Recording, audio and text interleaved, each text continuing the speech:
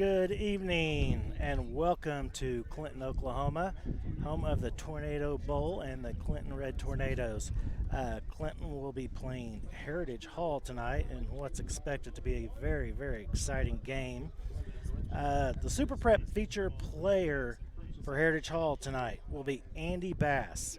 He's a dual threat quarterback and he's among the most dangerous players in the state of Oklahoma. He has amazing football IQ and can execute anything in the game plan. He's always led by example, but now he's taking a more vocal role.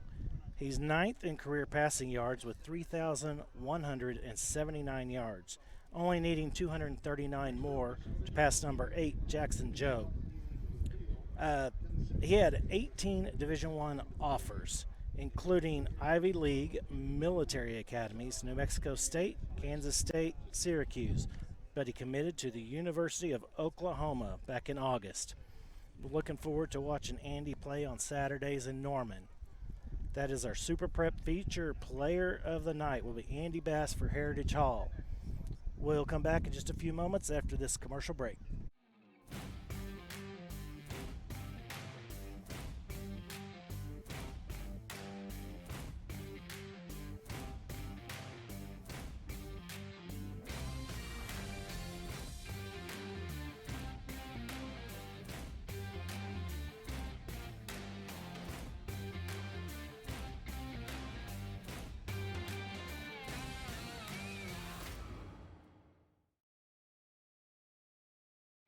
Miller Tippins is an award-winning commercial construction company specializing in building relationships. Our mission is to improve the lives of the people we serve. Exceptional work requires an exceptional team. No matter the scale of your project, we are committed to delivering excellence from our owner-driven team with over 100 years of combined experience. Let us be your A-team. Miller Tippins, your champions of commercial construction. Welcome back to Clinton, Oklahoma, home of the Tornado Bowl, where your Heritage Hall Chargers will be taking on the Clinton Red Tornadoes tonight in what should be a very, very exciting football game. Let's get into our Joe Cooper Auto Group keys to victory. Heritage Hall will definitely need to stop the toss. Clinton has a very good running game, and Heritage Hall will need to stop the toss with the running game. And they can't be fooled. The double pass, the toss pass, the reverses. Heritage Hall has to play sound football, and they don't want to get caught with a trick play on the opposite side where the football's going. And one of the biggest ones, at least that I think also, is they got to match physicality in the trenches. Clinton's a big team. They're, I think, quite a bit bigger on the line than Heritage Hall, so they're definitely going to have to be as physical as Clinton is tonight and try to offset some of that size with their quickness. Some of the scouting with Clinton is they're kind of a throwback style team. They like to run a lot. They normally do not throw the ball a lot, but they have a couple of great running backs, so they will run the ball quite a bit. They're a relentless, physical team, and the offense, I formation, lots of tosses, and they only had 6 plays executed. Only six plays executed well. Defense, multi-front. They run a 3, a 4, and a 5. They'll do cover 2, 3, and they'll also do man. And they're very tough defense. They got some size, very tough. I'm assuming Heritage Hall will try to throw over the top quite a bit and try to use their quickness to offset some of the size. We'll hold on just a minute for the playing of the national anthem.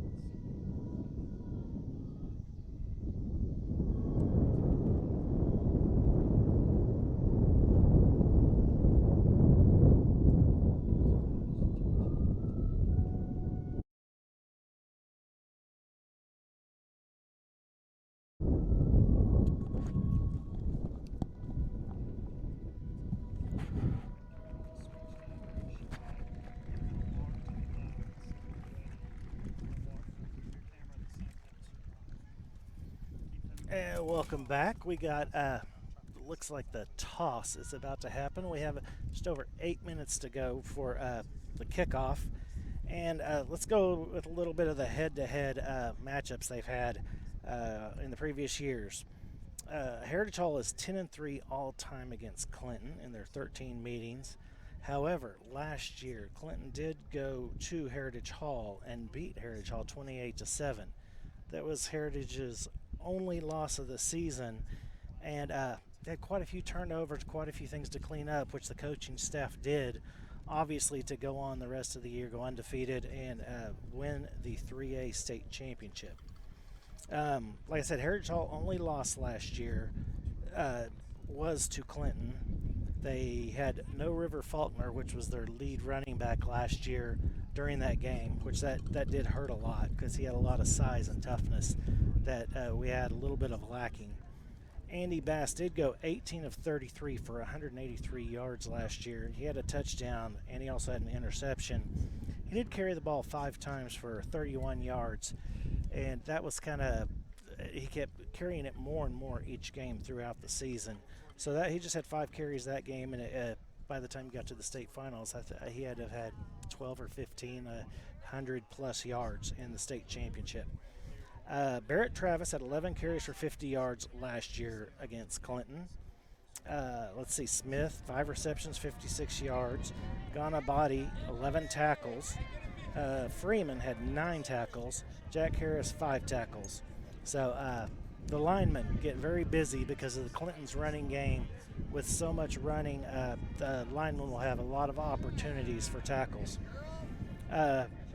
2022, Clinton beat Heritage Hall. 2021, Heritage Hall beat Clinton 39-24 at Clinton. And in 2020, Heritage Hall beat Clinton 14-7. Very low-scoring game, which I think that's probably what Clinton is wanting to do. They really like to have low-scoring, kind of in-the-trenches game.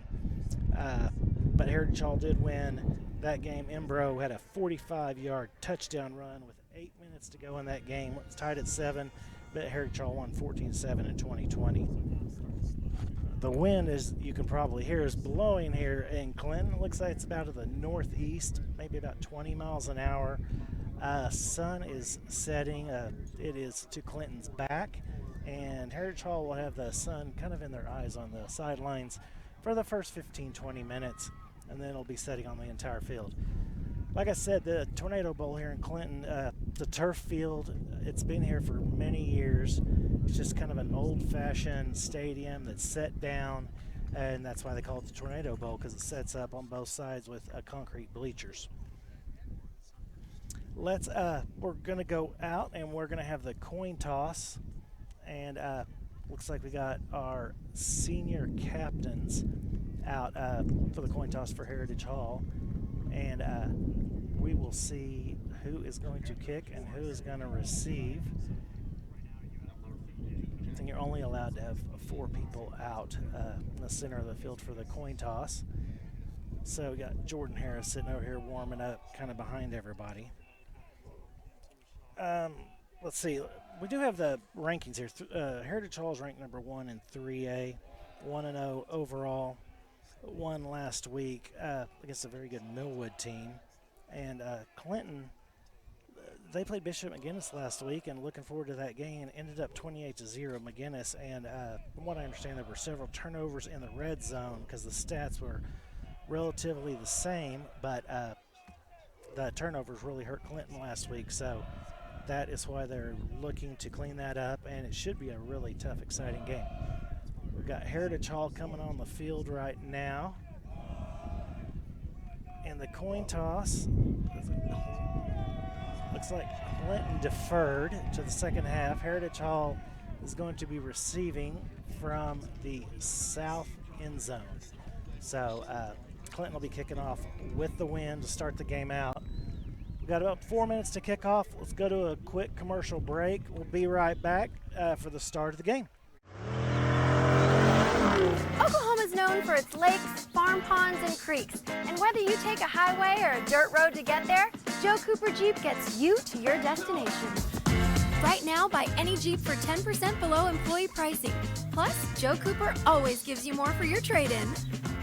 And remember, we'll beat any dealer's price on a new Jeep by $500, or we'll give you $10,000. Only here at Joe Cooper. Who loves you, Oklahoma?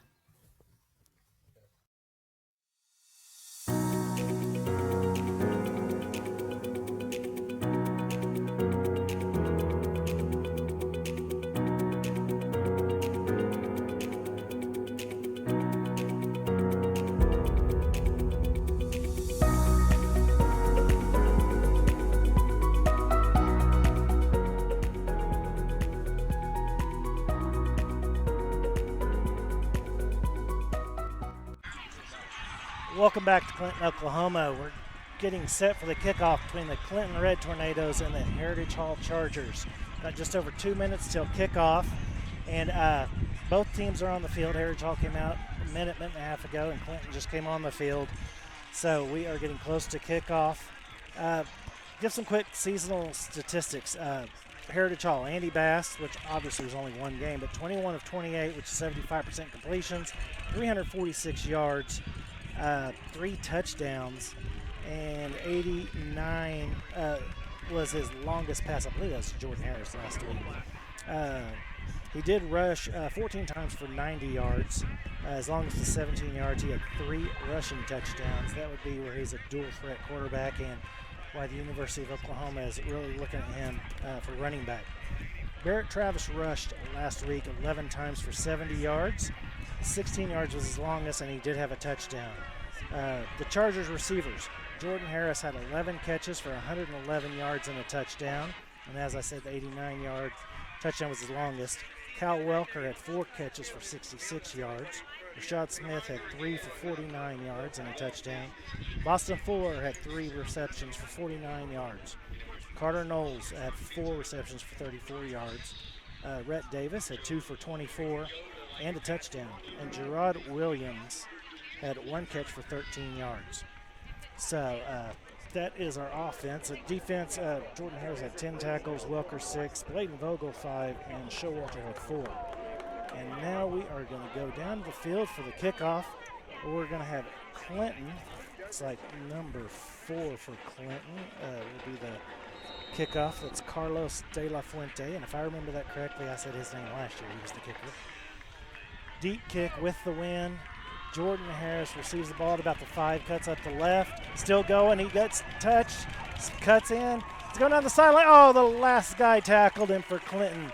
Number 11, save the touchdown. Darren Hester, sophomore, save the touchdown for Clinton, but what a great return from Jordan Harris. Oh, we do have a flag on the field at about the 36-yard line, and that is usually on the offense and usually goes back 10 yards, so my assumption is that Heritage Hall will probably start on the 26, but let's see what the officials say. They're going to talk in the middle of the field and determine what the penalty was. They are marking it back, so it will be 1st and 10 Chargers at their own 26-yard line.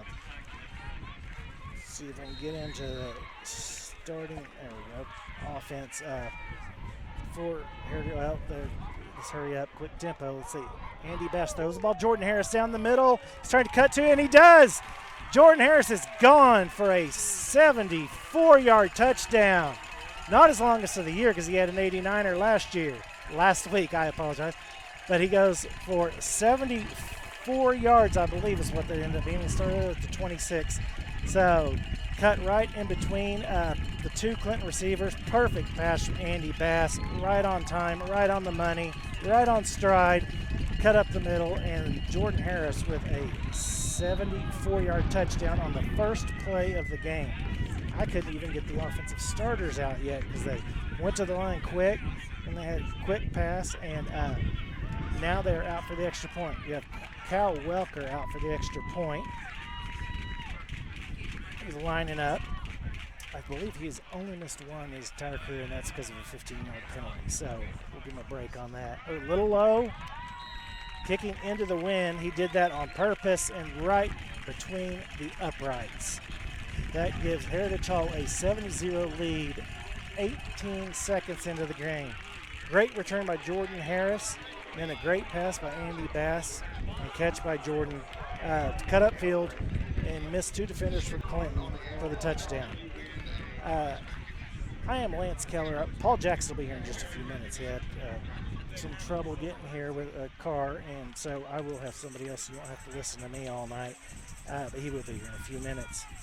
Let's get to the offense since I didn't get to do that real quick. Our starting offensive line, left tackle, Charlie Ganiabadi. Left guard, Xavier Freeman. Center, Hume Grayson. Right guard, Johnston. Right tackle, Jack Harris. The Y will be Carter Knowles and Cal Welker. Out on the Z, we'll have Rashad Smith and Gerard Williams. And you just saw Jordan Harris out of the X catch that touchdown. You have Carter Counts coming in at the X receiver also. Quarterback, we'll have Andy Bass. Then we got running backs. We'll have Barrett Travis and Bladen Vogel. Grant Murphy will come in also. And then on the other backs, we'll have Brown and Showalter at fullback.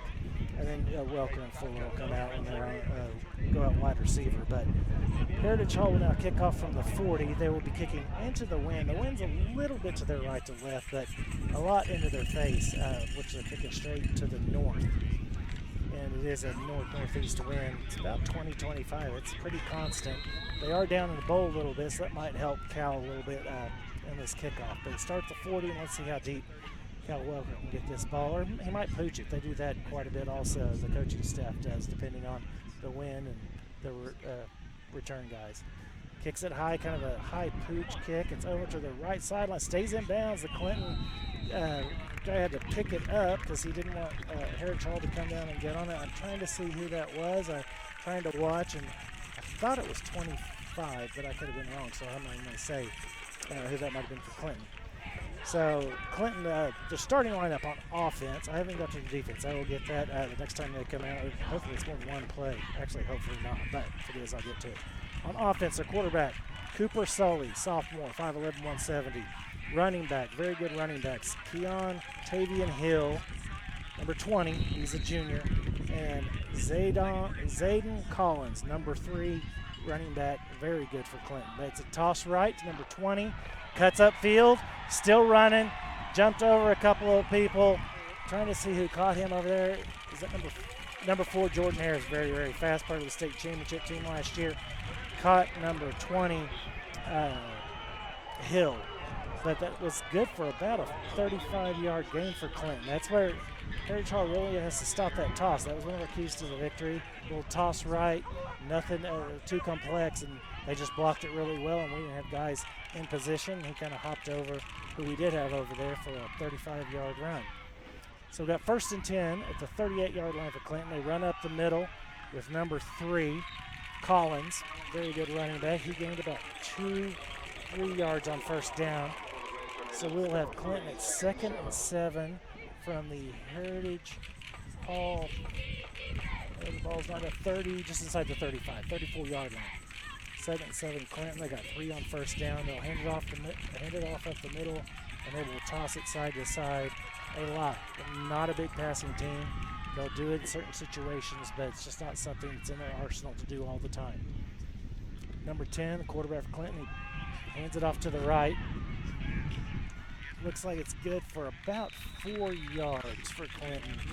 So it looks like it'll be a 3rd and 3 right about the 30-yard line. So a big 3rd down here for your Chargers. Clinton, 3rd and 3. This is like what they like to do. They like to get 3-4 yards at a time, run it, not have any tackles for loss. That kind of sets them back where they might have to throw. They like to run it up the middle, around the sides, get 3, 4, 5 yards, or chunk plays at 35 like they did on their first play of the game. So we got 3rd and 3. Number 10, Cooper Sully, under center, is going to come up. If both running backs. Number 3 gets it. Oh, I think 10 kept it. Very good. Great defense by Heritage Hall. I thought he handed it off. Sully kept the ball, tried to go around the right side. Great defense. Couldn't see who was over on that side. I'm trying to look down at numbers and to see who got the tackle. Is that 40?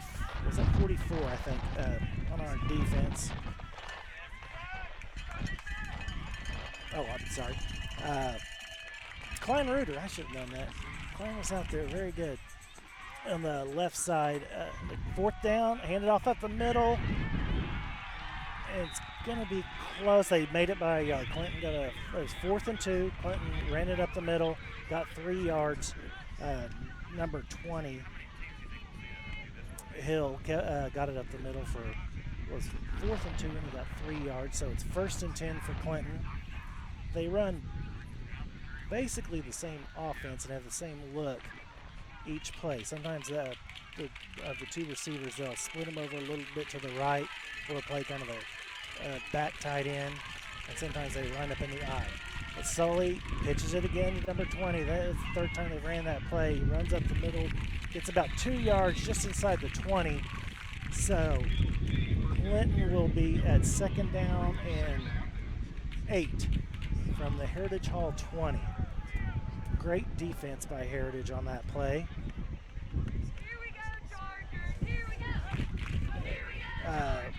Looks like, trying to see who over the 50. I thought it's 65. Sorry, the sun is in our eyes here, and I hope you can hear me okay with the wind. Looked like Xavier got over there on that left end and stopped number 20 just for a 2-yard gain. So Clinton's 2nd and 8. They got a fullback in motion. They pitch to the left. The wide side of the field cuts up. Number 20 is gone for a touchdown. Again, got the best defense where we bottled him in, so the end did his job. We should have the linebackers fill in. Clinton, number 20, great running back. Hill cut it up, and it just had a hole to the end zone. So that will make it 7-6. Clinton, I don't know if they go for 2 a lot or if they kick extra points. So we're going to find out. Looks like they're lining up to kick an extra point. They got a left-footed kicker, so that kind of threw me off for this extra point. He goes up, kick looks good, is good. So we're going to have a tie game, 7-7.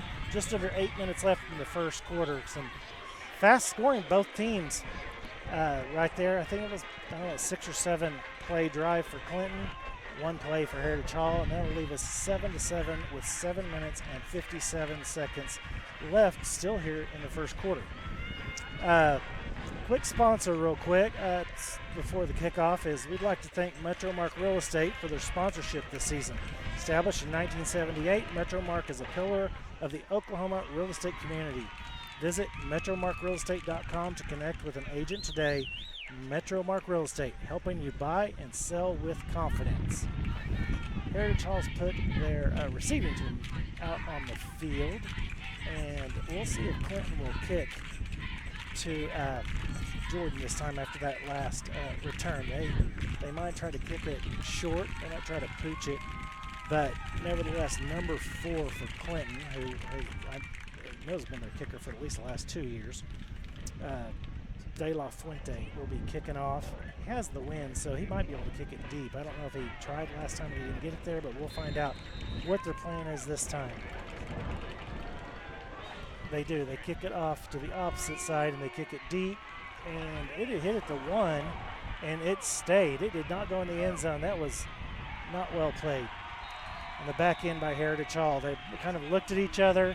They also both thought it was going to go in the end zone. It kind of hit and just died like a nice pooch punt. So De La Fuente had a great kickoff right there, and Heritage Hall just kind of looked like they weren't going to get to the ball, but they did get to it because they didn't want it recovered by Clinton. They returned it up to the 11-yard line. So long field here for Heritage. 1st and 10 at their own 11-yard line. Andy Bass comes out in the shotgun.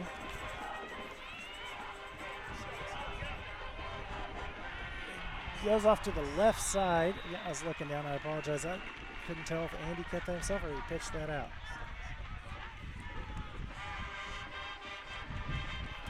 Looks like Andy pitched that out to Bladen Vogel, number 6.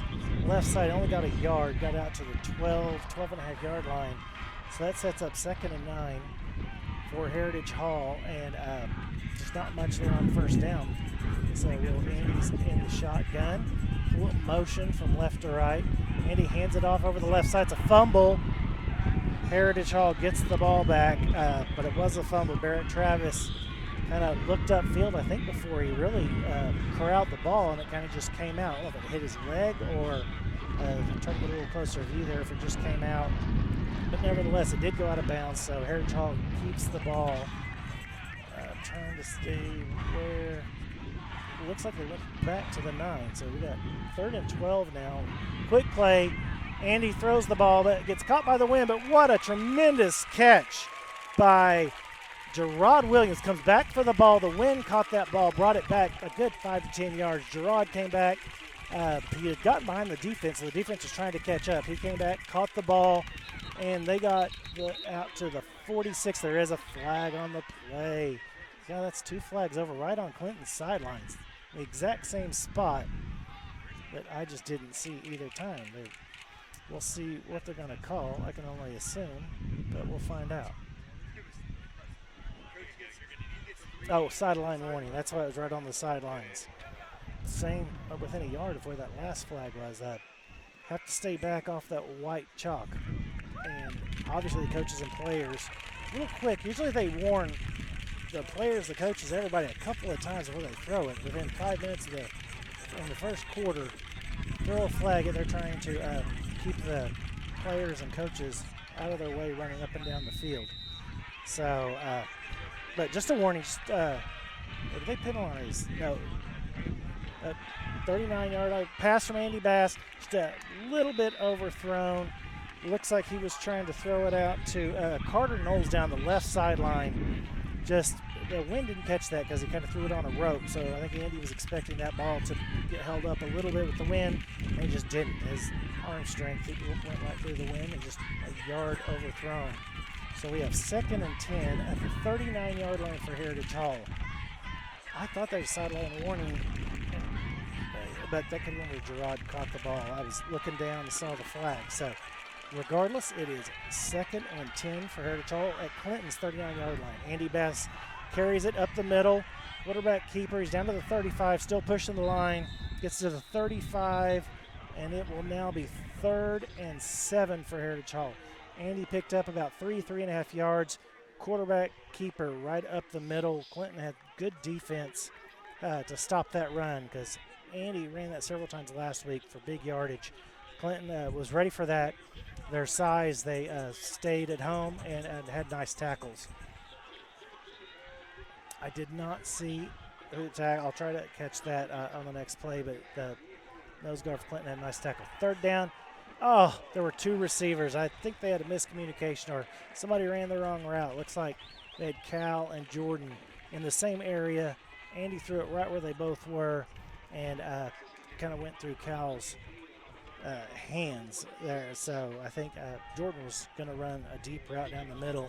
Cal was cutting across, and I think they both saw each other and kind of took his eyes off the ball, being that they were both in the same place. So we got 4th down and 6 at 35-yard line. Andy Bass steps back, throws the ball. What a tremendous – oh, did he catch it? He caught it, came down. Cal Welker, and that was a reception. He came down. The Clinton coach is jumping up and down, like on the field. Now, that I thought might get a penalty before the sideline warning. That was a lot of refs will throw a penalty on that because he was out a good 5 yards on the field jumping up and down. But I think it's good. The refs didn't call it. It's 1st down and 10. It's 21-yard line for Heritage Hall. Bladen Vogel takes up the left side. Got about 10 yards. It'd be close to a 1st down. Great run by Bladen Vogel off the left side of the line. Looks like he ran on the right behind Charlie Ganabati and Xavier Freeman. And they do. It's 1st down right at the 11 for Heritage Hall. Andy hands it off to Bladen. Bladen's trying to set up to get around the left end and only gets about a half yard. Not even that. Right at the line of scrimmage. So kind of instead of hitting the hole, Clinton had a couple of guys out on that right defensive side. Kind of stifled anybody at Heritage Hall trying to push him back with their size. And it was a nice stop by Clinton on 1st and 10 for Heritage. So now we'll have 2nd and 10 from the 11-yard line for Heritage Hall. Andy Bass is back. We got a running back out of the backfield, running the wheel route. I was trying to watch it versus call, trying to see who that was for Heritage. Barrett Travis came out of the backfield, ran up the left side on a wheel route. Clinton did not cover it. However, their safety did come up, make a nice tackle on the 2-yard line. Kept Barrett from getting in the end zone. I thought he was going to have a touchdown when he came out. He looked wide open. But very nice tackle by Clinton at the 2. It is now 3rd and 1 for Heritage Hall from the Clinton 2-yard line. Andy Bass, shotgun. He's going to run it up the middle. As he does a lot, he's pushing the line. Touchdown, Andy. He's just too strong. He's a great running back. I know Oklahoma Sooners really like what they see when he gets in, and he keeps churning his legs and just gets that extra couple of yards no matter who's in front of him or who hits him. He has very, very strong lower body and can push the line forward, which he did. He hit the line about the 1-yard line, 1.5, pushed him into the end zone a yard or two, and that's what Andy does. He's very strong and very hard to bring down. So it's 13-7, Heritage Hall with the extra point to come. And on 3rd and 1, Andy Bass, quarterback up the middle for a 2-yard touchdown to give Heritage Hall the lead. Now Cal Welker's on after that fabulous catch on 3rd down, or 4th down. Nice kick this time. He drives it. He doesn't keep it low. He drives it in through the middle to make it 14-7 Heritage Hall. So Cal had just an awesome catch on that 4th down after the one before. He kind of took his eyes. I think he was looking at Jordan. Kind of went through his hands, but very, very nice catch to make up for it. Then Andy pays that off with a 2-yard touchdown after the wheel route to Barrett Travis to get down to the 2-yard line. The sun is just now setting here in Clinton, so we can see a little better now. I might have to squint and look down and try to find everybody's names. I have not been able to say a lot of the Clinton guys' names because when Paul gets here in just a minute, we'll be able to do that because I'm going to be looking down at the names while the other person's watching the play. But in just for the next few minutes, we're going to try to just say kind of what's going on. We got Heritage Hall with 4 minutes, 41 seconds left in the first quarter, up 14-7. They will be kicking off into the wind. Cal Welker will be kicking off from the 40. Last time he did a little pooch kick up the left side. Clinton thought it was going to go out of bounds, let it bounce, but it bounced straight up, kind of like Clinton's kick did, and they had to return it and just didn't get far, not even to the 30. So nice job by Heritage Hall. That was a 91-yard drive by Heritage Hall to take a 14-7 lead, and now we'll have the kickoff by Cal Welker. Ball comes off the tee. It is very windy. It has not let up. It has been a constant 20, 25-mile-an-hour wind since we got here. Maybe with the sun setting, the wind will calm down just a little bit, but it actually feels pretty good. Here with the kickoff. Welker, another pooch kick, a little further in and a little bit deeper. The 15-yard line, Clinton catches it, runs it up. The middle cuts back to the right, gets up to the 36-yard line. Nice return by number, I believe that's 25. I want to say, I keep looking down, and I think that's 25 for Clinton. So that's had both returns. And that would be Garrison Rhodes, senior. A nice return, get out on 37-yard line. Gave a little forward progress there. Clinton, 1st and 10 at their own 37-yard line with 4 minutes and 33 seconds left in the first quarter. Got the same lineup that I can tell in number 10, handed off 25, right up the middle. Great defense, number 72 for Heritage Hall. I believe that's Xavier, if I remember correctly. Just stayed on, threw his man off to the side, corralled the running back right at the line of scrimmage. They're even calling it a 1-yard loss. So what great defense. I'm sorry, it was Charlie Goniabadi. They're both oversized, large linemen, and I had that wrong. Sorry, Charlie. I know your mom and dad are getting mad at me now. Great tackle, great defense, way to hold your position for a 1-yard loss. 2nd and 11 for Clinton. The same number 10 pitches it to number 3 to their left side, and nice tackle over the left side. That was a shoestring tackle for Heritage. Carter Counts, last year's kicker, came up great on the outer edge for Clinton because he had some yards in front of him, and he is a very, very good running back. Number 20, Hill, and Carter with just a fabulous tackle there on the Heritage Hall right side. Welcome, Paul Jackson, class of '87. How are you doing, sir? Good, Lance. Good. Had a little car trouble getting out here, but that's exciting few minutes so far. Boy, nice I guess. defense. Yeah. Oh, Jordan Harris, what a great pick. You're Yeah, good luck. absolutely. Jordan Harris stepped in front of the defender at the Clinton 45-yard line for the interception.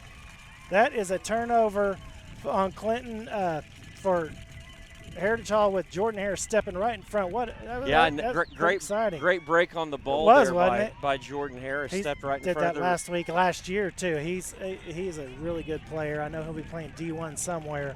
We'll see where he ends up picking. He has several offers, but he just keeps getting better and better each week. So right, yeah, he showed him how to break on the ball, jump the out route. He did, didn't he? I mean, because he was a little bit behind, and the quarterback just threw it. He didn't really throw it behind him, but Jordan just threw it. Back to pass, rolls to his right. Oh, he's going deep. Oh, he is open. We have number 8 for Heritage Hall with the touchdown. That is Carter Knowles. Number 8, he got behind the defense. Andy, with his running ability and scrambling ability, rolled out to the right side. He has an arm strength that Clinton probably hasn't seen. Threw it right over the top and even into this win, and just a perfect pass to Carter Knowles. Absolutely. The Chargers are on fire here in the first quarter. You need to come in more often. Yeah, my timing is perfect. I tell you what, that's really exciting. You know, Jordan had a long touchdown catch in the first play of the game. Did you hear that? No, I didn't. Yeah, I didn't. I think it was, 74 yards, first play of the game. Wow. Right up the center. Andy threw it perfect on a rope. Jordan went underneath it, and I didn't even get the offensive called out because it was on the first play, and they did hurry-up offense. So, well, Chargers convert the extra point, go up 21-7 here in Clinton. Just 2:55 left in the first quarter, Lance. Yeah, a lot of scoring. The Chargers are wow, they're looking really good tonight. Tell you what, their offense, we knew Clinton's defense might struggle a little bit with as good as Heritage Hall's offense is. But Heritage Hall's defenses looked really good. They did give up that first drive, but, man, their offense just looks unstoppable. When they're clicking with the plays and the players that they have, they're just really, really good offense. Right. The offense is wow, really high octane. It really is. It really is. They had a 74-yard touchdown pass on the first play of the game. They had a 91-yard, 5 to 7 play drive in the second time they had the ball, and this was a 45-yard touchdown drive. So off of the Jordan Harris interception with Jordan Harris with that first 74-yard touchdown on the first play. So Jordan's had his fingerprints all over this game so far, and we'll see what happens this kickoff. That's pretty tough. Feel that wind. Right, yeah, the wind's blowing. Gosh, that's got to be 25 miles an hour. That's what I was saying. It's just constant, and Cal has had 3 good extra points and 2 good kickoffs. We'll see what he wants to do here. He had it about the 20-22 over on the left side in the opening kickoff, and he got it back to the 15 on the second kickoff. So assuming they'll probably pooch it again. I can't see the number of the young man. It's back end. I think that's number 3. Is that number 3? The good running back, he and 20 over here. This time they kick it off to the right side. It's number 20. 25. So he moved over to the left side. Nice tackle there by guess who? Man, I tell you what, Jordan, he is really trying to get player of the game. It's still 2 minutes and 48 seconds left in the first quarter. He's just trying to stake that out early to get out. That was a fantastic tackle. I mean, it was just perfect. So right at the 26-yard line, 31. I apologize. Right, exactly. And we'll try to get in more of a rhythm now, so I'm not talking the whole time. No, you're doing great. People are probably sick of listening to me. So we want to hear Paul talk. Oh, yeah. So Clinton 31-yard line, 1st and 10. Yeah, Clinton in the I formation, 2 tight ends. The receiver split out to the right. Handoff up the middle to number 3, and he's got a hole. Wow, that was a nice burst by that guy. He had a 35-yard play in their first drive also. It was a toss out to the right, and this time right up the middle, Collins. Zaydon Collins. Yeah, that was golly. That's about a 20-yard gain. Yeah, he's a great running back, though. I was talking to some of the guys last night over watching the Chiefs game, and they were talking about number 3 and number 20 are going to get the ball a lot, and number 3 is really fast and really hits the hole. He's had 2 great plays so far. Looks like we have a timeout on the field. Heritage Hall called a timeout. Okay. Do we want to go to break on timeout, or stay here. Nope. Should we thank a sponsor? Did the opening one, which is Metro Mark, so I can't do that again. So, yeah, we're ChargerVision would like to thank another great sponsor, 9th Street Parking Lot, for their support. Visit them online at 9thstreetparkinglot.com to schedule your BART bus pickup from the Heritage Hall campus. Coach Kyle Gillum looks forward to spoiling your pups at his first-class facility in downtown OKC. 9th Street Parking Lot, home of the BART bus. And it looks like we still have another minute, so we can give another huge thank you to Stanley's Graduation, offering Jostens products and conveniently located in Edmond. For all your high school grad needs, class rings, letter jackets, announcements, and championship rings. Celebrating moments that matter. Stanley's Graduation Service. Call or text them at 405-607-4343 or visit them at jostens.com. I don't know if they didn't have the right alignment or not enough people. Did you notice why Heritage called that timeout? No, I don't know. I didn't notice either. The coaches weren't happy, though. I Right. did know that. So they got it straightened out. We're now back at 1st and 10. Clinton. back in the 2 tight end set. Handoff up the middle to Collins. Yep. Good run. Yeah, nice hole there. Gain of about 13 yards. I think he for may Collins. have 80, 85 yards already in the first quarter. Collins does. So they were saying how good of a running back. They really need to watch out for him, and it's been true. They've ran the 2 tight end, and they'll run the I, or they'll kick 20 kind of down behind the tackle some, but they really kind of only have just a couple of basic formations, but their running backs are really good. Number 62 in for the Chargers at middle linebacker. Who is that, Lance? I do not know. Is that David Griffin? Okay, David Griffin.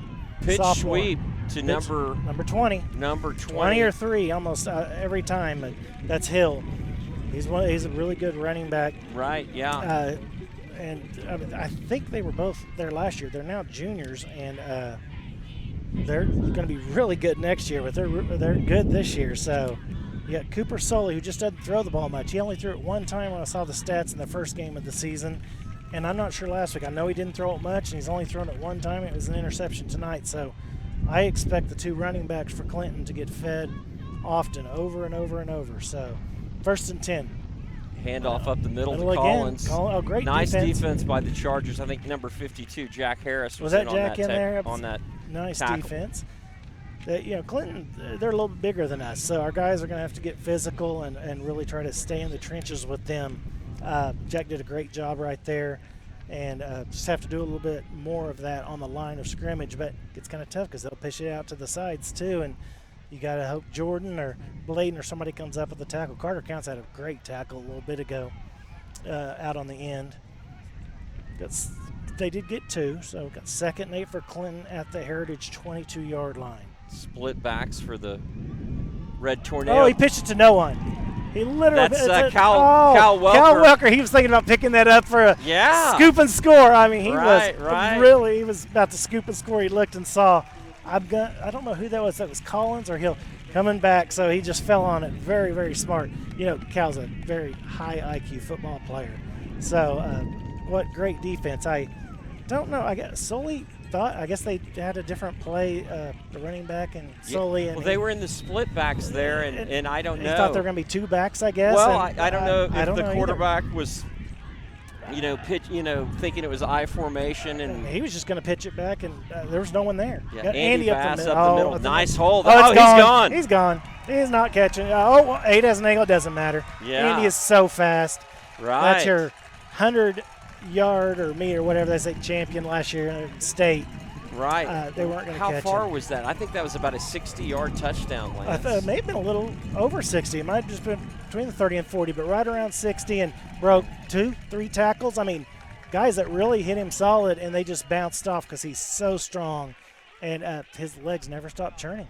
Right, yeah. Great run by Andy Bass there. It happened so fast. I know. Wow. Was that another one player? Because we've had 2 drives and they scored on the first play. And Right. they've both been long, too. Yeah. So it doesn't give us much time to give anybody accolades like Cal on that defensive fumble recovery, and Andy just took it up the middle. Another touchdown. Right. Andy Bass, the 100-meter state champion. 100 meter, yeah, get the yard.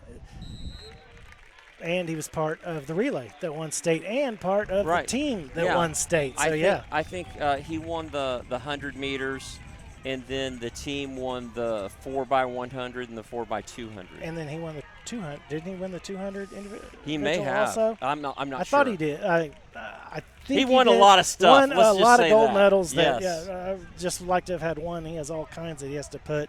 Doesn't even know where they are because there's so many. Yes. But what a great run. I hope Venables maybe is watching this, and maybe Murray, and seeing how he's running, and they have to be excited. Norman, Oklahoma, they're getting a good one with Andy Bass coming in. Andy committed to OU. When was it, Lance? Was that before Millwood? Ago? Yes. Okay. Week, 10 days, 14, something like that, because I know he wanted to get it out of the way before the season started. So Gotcha. I think they had that OU barbecue or whatever where all the recruits came in 2 weeks before the game, and that next week I think Andy committed to OU. I know he was really talking about Syracuse. I think Syracuse had a lead, I don't know, a couple of months ago for him, and he really enjoyed his trip there, loved the coaches. They had all kinds of plays drawn up, and but when he went to Norman for that barbecue or whatever with all the recruits and everything that OU has to offer, he couldn't pass it up. In my opinion, he couldn't pick a better place. But I have to agree with you on that. I'm partial to the Sooners. I think we're both partial there, but that's all right. We'll enjoy the next 4 or 5 years watching him after the last couple of years. So absolutely. I bet Cal 24 seconds. I bet he wishes that would have taken 2 plays so they could have had the win behind him, because he has to kick again into the wind for the 4th time. A little pooch off to the left, stays low. Is that up the middle? That's a nice run back. Hit at the 42, gets up to the 43. That was number 6? Was that number 6? I don't know that he had taken a kickoff yet. If I'm not mistaken. So far, number 6, which they don't have a numerical. Oh yes, they do. I apologize. Marquise Martin, a junior. I bet he's a 5'4", 120. Wow, he was quick. Yeah, he's really quick. I'm sure he's part of that running back rotation maybe in the second half, and those guys have carried the ball 20 times each. Yep. Red Tornadoes back in the split back offense. Down 28-7. This is not where they want to be, because they want to run the ball out to the right side. That's worked for them. Oh, he's up the middle. Could be gone. He's gone. Yes, he is. Number 3. That's well over 100 yards for him in the first quarter.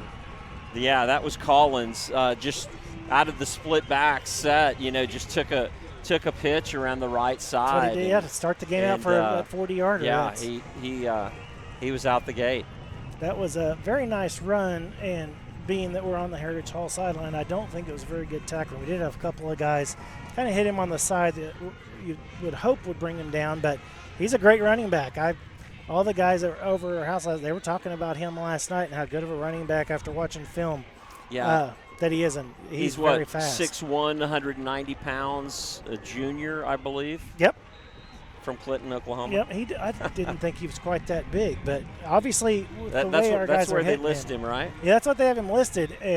But the way that our guys are kind of bouncing off him, and have several times so far, he's a big kid, and he's fast and very physical. So wow, this is a shootout. It is, and that's about the worst thing Heritage Hall could happen, because Clinton gets the win now with 6 seconds left for the kickoff. So again, one more play would have been nice, but it didn't happen. 28-14 in the first quarter. That's a lot of points. I'm noticing Clinton put in artificial turf. That used to be a grass field. I don't know. I don't know when they did it. I don't either, and I did notice that when I came in. I didn't know how long it had been here, though, because when did we play here 2 years ago? I assume we did. I assumed. Yeah. Did they have turf 2 years ago? Remember? Oh, wow! 6 years? Has Come it on, been that Paul. long? Wow. They had one of the nicest grass fields I've ever seen. I mean, it was immaculate. But Paul's just upset that they took it out. Now they've got the turf. It looks great. It does. And got the soccer lines out there on the turf, so they don't have to do anything.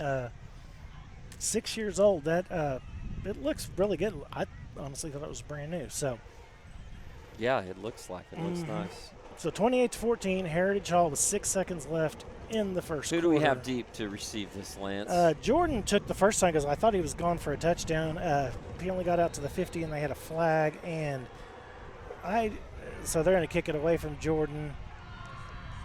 Is that Carter? That's right there.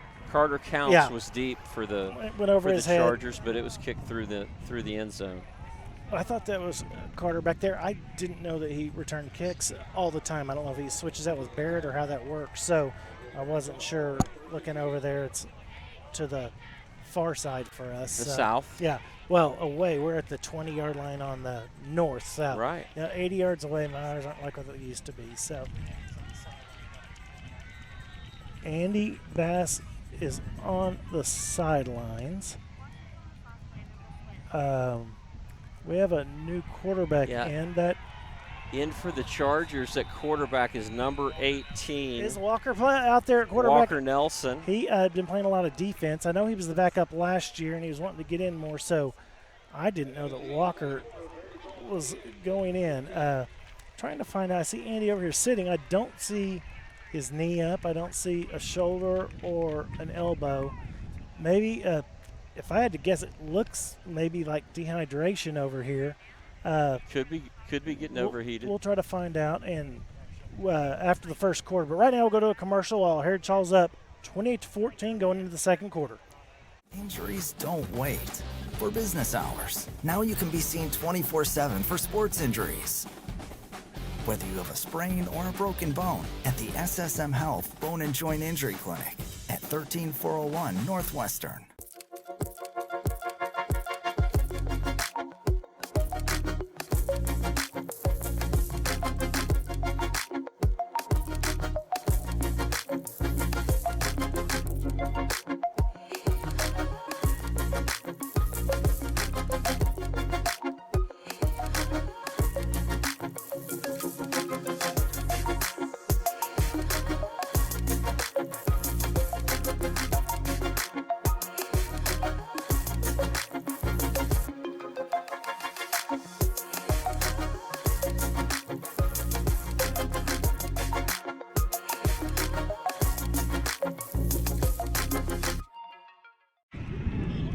And we are back to Clinton, Oklahoma, home of the Clinton Red Tornadoes.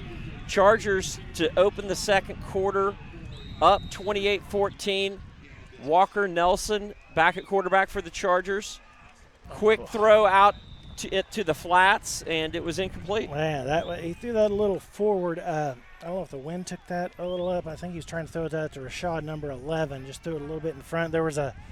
It was well defended. It was well defended. There were a lot of Clinton Red Tornadoes right there in that area. So Walker has been talking about coming out and playing for the last 2 years behind Andy, which anybody behind Andy, it's going to be tough. So Walker gets his opportunity to come out. Chargers with trips to the right. Walker back to pass. Has a man over the middle. Jordan Harris. Short of the first down. Nice catch in traffic. He got hit hard. Gain of about 6. But the Chargers will be about 5 short of the first down. So Chargers are going to punt for the first time tonight. Jordan got hit hard. You could tell he came up wincing a little bit, but he's a very tough kid, and he's staying out there. He's been over a little bit right now, but he's staying out there for this punt return because he knows that they're going to need him out there right now while Andy's over. It looks like maybe a little dehydration. Yeah, it looks like he maybe got overheated. Yeah, he's got an ice pack on the back of his neck. So we'll see what happens on that. Carter Counts back to punt for the Chargers. He's at his own 15 to kick. Has the wind behind it. Goes a little bit to the right side of his foot and goes out around midfield. We'll see where the referees mark it. Oh, another flag. I'm going to assume it's another sideline warning because they'd already got penalized in the. I watched that because of the chains. Okay. And they got penalized in the first quarter quickly, which is kind of surprising because usually they'll warn somebody 3 or 4 times before they ever throw a flag. They threw a flag in the first quarter. The way they threw it right there, the ref didn't look happy because he ran in, but we'll find out if that's another sideline infraction. It looked like another warning. They didn't step it off, so that's a little bit unusual. But yeah, I think they're trying to get a point for them to get the kids and the coaches to move back. I think they probably ran into them. Split backs again. Oh, it's just bad pitch. Here's Welker. Here's Cal Welker again. Wow, it's the same unbelievable. Play. The quarterback isn't looking. He's just expecting a guy to be in a position. He's not really looking back to make sure he's there and just pitches it. He pitched it behind him. Yeah, to a spot, not to a person. So, which he's done it twice, and that's kind of Clinton's bread and butter. That toss like that. Yeah, you're right. The toss sweep. Exactly. Maybe you just go back to just handing it off because they've been successful handing it off. They scored on it on the last play of the last drive. So we'll see what happens. I assume we got Walker in at quarterback. Let's see what. I'm trying to. I'm not sure. Thoroughly. Is that 2? Oh, okay. Barrett Travis. So Barrett he's the Travis running back in the Wildcat. He is in the Wildcat. He runs it for about 20? Yeah. Up the left side to the 23-yard line. From about the 40, or we about the 40, I think, and got up to the 23. I think it was, about the 45. That was a nice play. I think they were just wanting to. They're going to be physical and run the ball. I think that's what Heritage Hall's kind of thinking, and so they ran the Wildcat.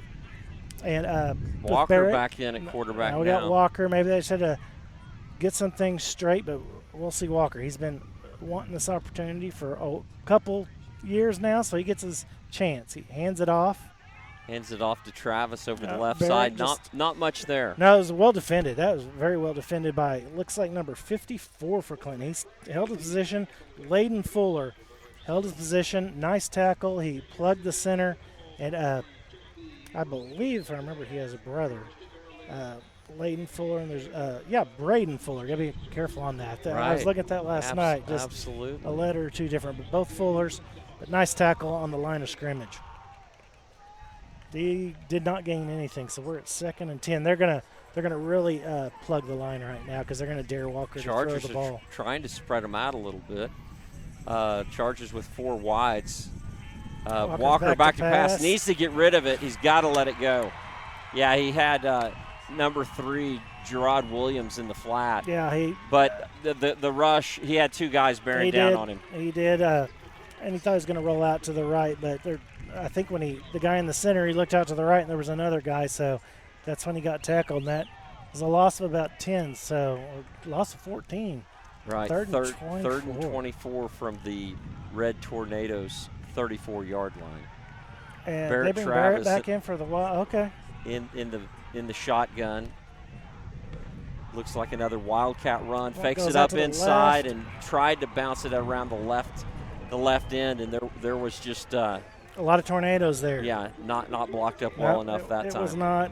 Malachi Lorne, number 32, I believe, is who had that tackle for Clinton, and that puts it on the 34. What does Heritage Hall do? Looks like they're going to go for it, Lance. So we've got I'm sorry. It's Carter in there to punt. Carter counts to punt from the 34-yard line. This is. I haven't seen that. I mean, I don't know what you do. I know a lot of that probably has to do with Andy being on the sidelines. Looks like a punt safe there. Little pooch kick. Looks like a nice kick from here. Yeah, that is a great kick inside the 5. Yeah, it just turns to the right at the 1. What a great kick by Carter Counts. Tell you what, he's had a few good plays so far in the first half of this game. Carter is playing really well. They're going to mark that just outside the 2-yard line. I know it came back a little bit, but it went to the 1, took a right, and kind of just died. Yeah, absolutely. I was still surprised that they were punting from the 34. I think in 3 years I haven't seen that. That's unlike Coach Bogert. I mean, he loves to go for it. Go for it. It doesn't matter. On 4th down. Yeah. But it was 4th and 24. It was, but I think I've seen him go for it. The Chiefs went for it on 4th and 24 last night. Did they make it? No. Exactly. No. I mean, so maybe that's what he saw. Maybe he watched that and saw that the Chiefs lost. So. Exactly.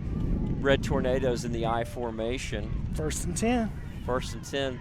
Handoff. No, he kept up it. The middle. Number 10, the quarterback kept the ball. Did he keep it? Yep. Okay. Slowly a fake handoff up the middle and tried to follow him right up the middle for, what do you get? 2?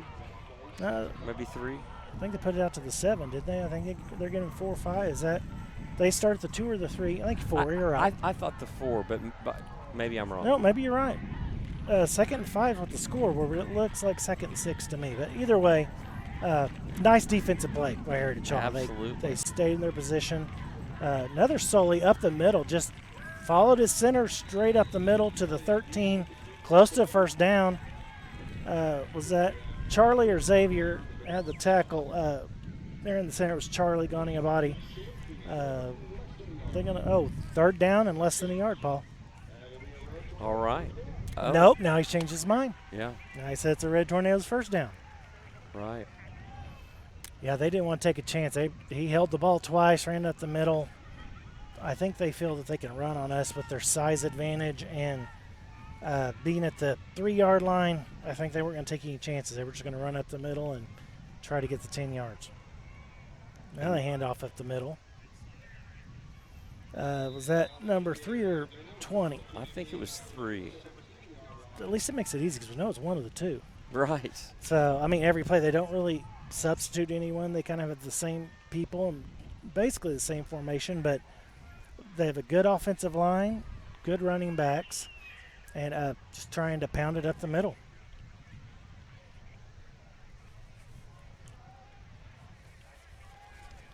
So what do we have? 2nd and 6 from the 17-yard line for Clinton. 3 goes in motion. Pitch it to 20.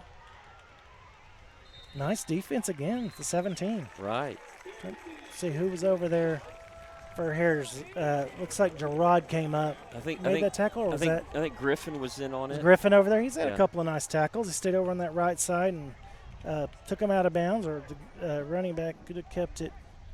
Saw number 58 hustling off the field. I didn't notice he was on the field. Thank you for telling me that. So, I'm going to get in trouble if he was in on that tackle and I didn't say anything. Right. 3rd and 5 for the Red Tornadoes. It was only gain of 1. Even better than I thought for Heritage. Big third down here for this early in the game. From their back to pass. Quarterback draw. Good call. Gosh. First down. Yeah, good call there by the coaching staff for the Red Tornadoes. I think the coaching staff said, do not throw this ball. Go back and you either go to the left side or the right side. It looked like that was a called play. I think so. You know, they spread us out and dropped back and ran the quarterback draw. So 1st and 10 for the Red Tornadoes. What'd they get to, the from 27? Their own 27-yard line. 6:15 left here in the second quarter. Chargers ahead 28-14. I'm trying to see if Andy was up or where he was over there, but I don't see him on the bench right now. Another pitch sweep for the Red Tornadoes. Inside. God, wow. Cuts back again. Nice tackle there by Gerard. number 3, Gerard Williams. And if he doesn't make that tackle, that guy's gone. Yeah, I mean, I think that might have been the same play where he kind of bounced off of him last time when he was gone. This time he stayed on it and tackled.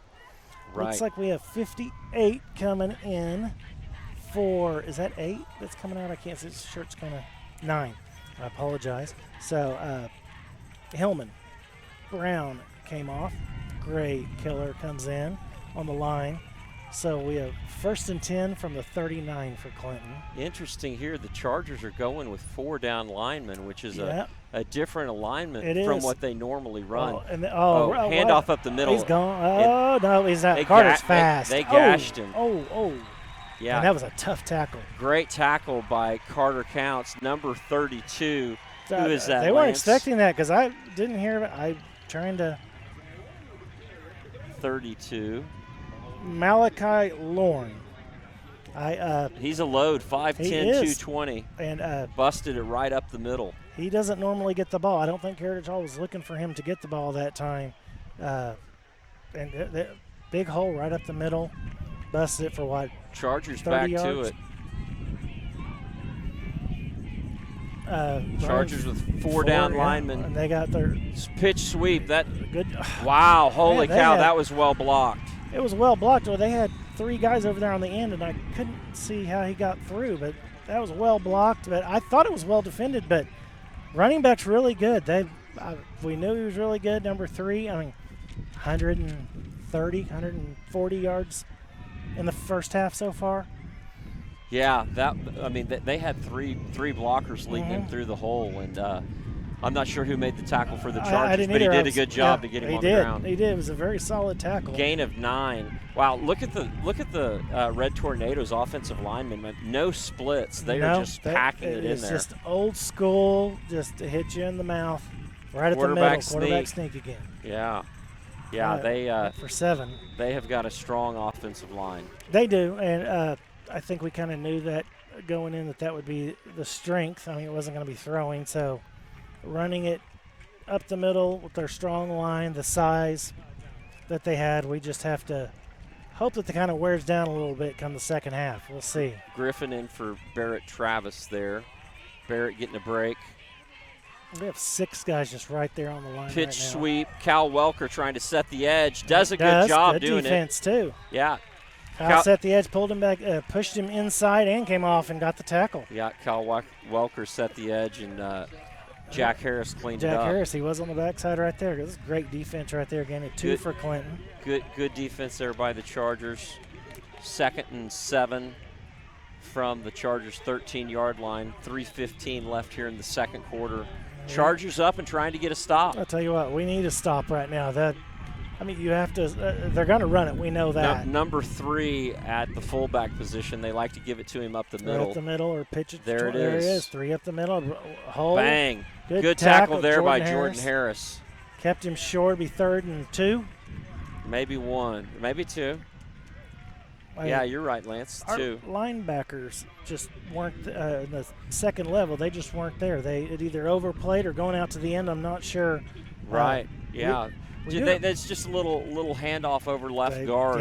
Yeah, wow. Their block. Their line's really good. They've got it blocked up pretty good. They do. They have a really good line, and I wouldn't doubt they're not going to run the same play maybe to the right side this time, but I'm sure they're going to keep it up. No, the quarterback keeps it.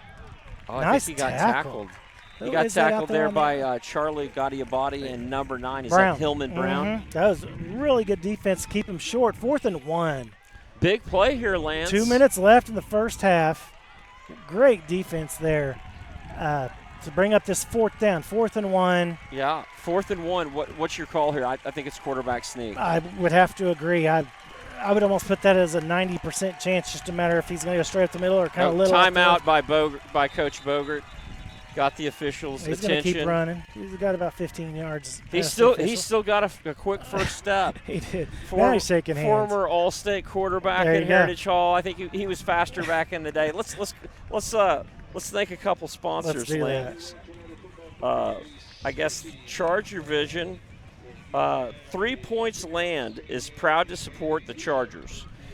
And the Chargers are proud to have them on our team. 3 Points Land is leading the industry in land services for energy innovation. Visit 3pointsland.com to learn more. I'd like to also give a big shout out to our sponsor, Hanson Aesthetics, Oklahoma City's leading medical spa, offering beauty your way with all the latest non-surgical aesthetic treatments. Visit them at beautyyourwayok.com to schedule your appointment today. ChargerVision would like to thank Hayes Legal Solutions for their support. HLS primarily handles high net worth divorces, real estate, renewable energy lease negotiations, and estate planning. Located conveniently in Gaillardia Parkway, please give them a call at 405-635-5578. Now back for this big 4th down. 4th and 1 at Clinton at Heritage Hall's 5-yard line, down 28-14 with 1:54 left in this first half. Looks like we've got Xavier Freeman, and who is that on the left side? Charlie Gaudiabati, kind of in the A gaps. Those are our biggest guys because I think coaches are thinking they're going to run the quarterback sneak also. That Clinton might change their mind with us putting in the defense, but we'll see. It hands it off. He's open, never even touched. Number 3. Nice run there by Collins. Well blocked, and there's a huge hole. Yeah, it was. He was untouched. No, that was from the 7-yard line, I think.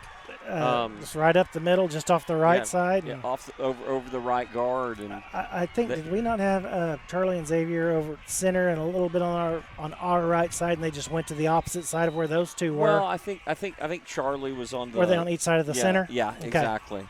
Maybe he slanted to the right, thinking they were going to go because that hole was awfully big to move him out of the way like that. Yeah, nice I'm sure they double teamed him and pushed him over. Yep, that was it. It makes it 28-21. That. I didn't really like that drive. I think Clinton was wanting to do that from the beginning, and it didn't happen until right then, and they just blew us off the ball and marched down the field. Right, yeah, well, Clinton is one of the great high school programs in Oklahoma. Yep. I'm sure somewhere it says how many state They announced it whenever they came out on the field. Did they? 17. Yeah, they said 17 times state champion. Yeah, right. Whenever they came out on the field. I mean, they've got a lot of tradition here. They've got quality players. They do. You know, great programs. They support their program here in Clinton. Yeah, they do. I was thinking about that earlier. I was on the sidelines at Heritage last year in the chains, and I mean, they have the technology. The coaches are very smart. They're very disciplined. I mean, they're well coached, well disciplined team, and they got some size too. They got some size and a little larger than us, being in 4A, but if everything stays the same, they'll be in our division next year. So we'll see what happens with that. Oh, is Heritage going to move up to 4A or? Could be. Who knows? Yeah, they kind of vote OSA, so we'll see what happens. I got you. On that. All right, so. Harris back to receive the kick. De La Fuente. It's against the wind, so we should have a return here. A nice kick. Pretty into nice the wind. kick. Oh, Gerard Harris. Let it go. Oh, no. It didn't go out of bounds. Oh, wow. What a gigantic mistake there. We did that on the earlier kickoff, too. Gerard Williams, you know, it looked like it was going to go out of bounds at about the 5. It was right against the you can't take that chance. It was right against the sideline, and it bounced backwards. So bad break there for the Chargers. We failed to cover the kick. Red Tornadoes ball at the 17-yard line, Heritage Hall 17-yard line. With 1:49 left in the first half. That talk about momentum. I mean, the second Andy went out, the momentum is completely shifted, and all the plays are going towards Clinton right now, and Clinton's going to try to capitalize on that and try to tie this game up before half. Right up the middle, same play, number 3. Good run there by Collins.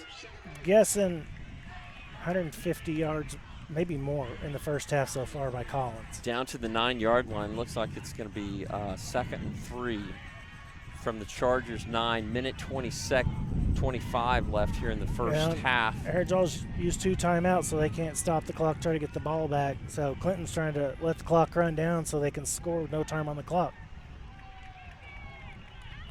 I think do we have 1 timeout? Yeah, we have one timeout left, yep. Hand off up the middle. When we say up the middle, I guess say up the middle to the right or up the middle to the left, because it's usually one of those 2 on each play. That one was to the right, last one was to the left, touchdown was to the right. Vogel coming in for the Chargers, along with Griffin. Have some substitutes. Let's see, Brown's coming out.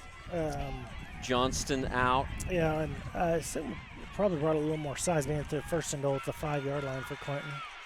Handoff to the tailback. And touchdown. Cuts to the right in the end zone. So the Red Tornadoes are within an extra point of tying us up here at here in the second quarter. Yeah, after trailing 28-7. Right. Yeah, that's man, I think Heritage Hall's kind of done everything wrong. Clinton's done everything right since it was 28-7, and not only breaks, but you have Andy going out, so that kind of gets everybody juiced one way or another on each sideline.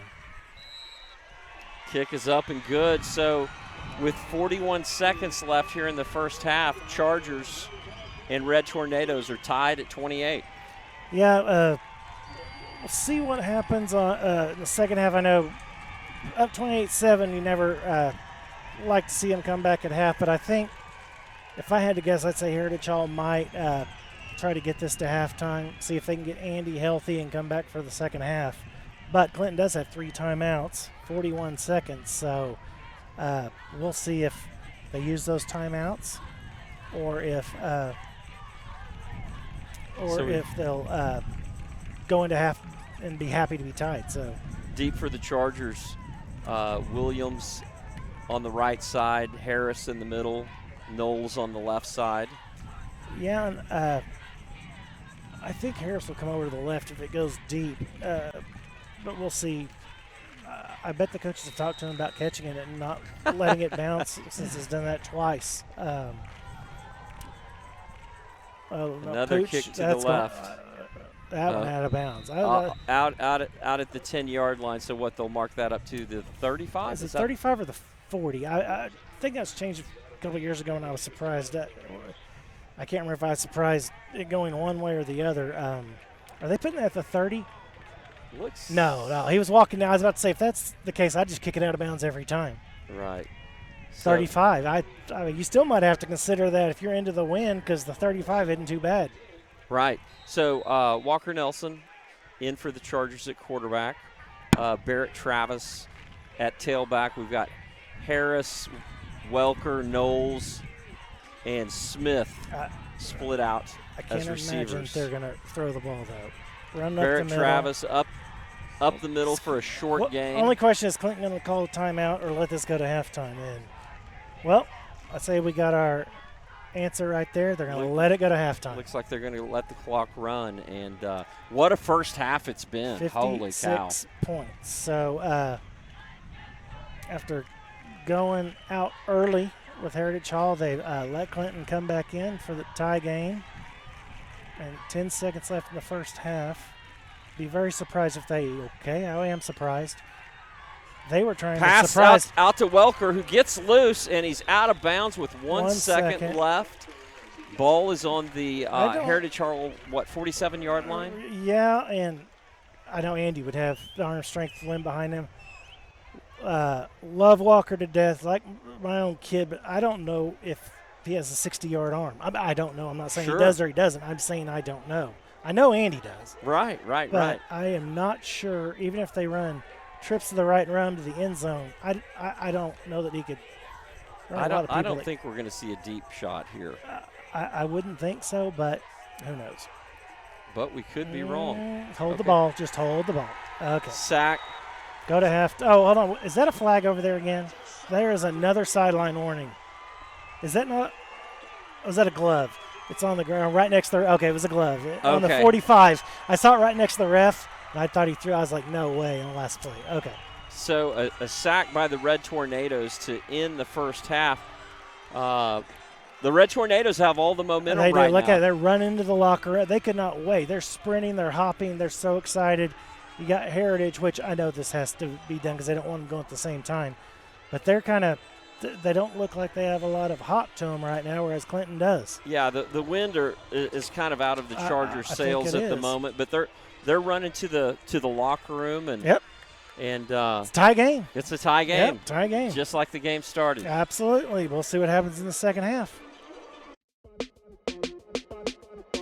Oklahoma City, I'm Miles Perry, and I want you to tune into my show, Super Prep Live. Super Prep Live takes an in-depth look at the Oklahoma high school student athlete and what makes he or she become great at what they do.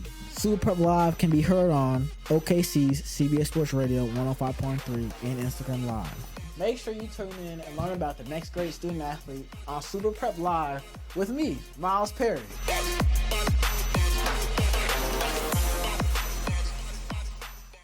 Dead People Stuff grew out of our love of historic preservation and architectural salvage of building materials. Whether you're looking for doors, light fixtures, hardware, reclaimed lumber, statues, plants, or home decor, Dead People Stuff is the perfect piece for your next project. And the Dead People Stuff family is growing. Come check out our 40,000 square foot compound featuring a brewery, barbecue, tattoo shop, barber shop, and a cat cafe. We pay you cash to haul off your trash. Help us save history one piece at a time.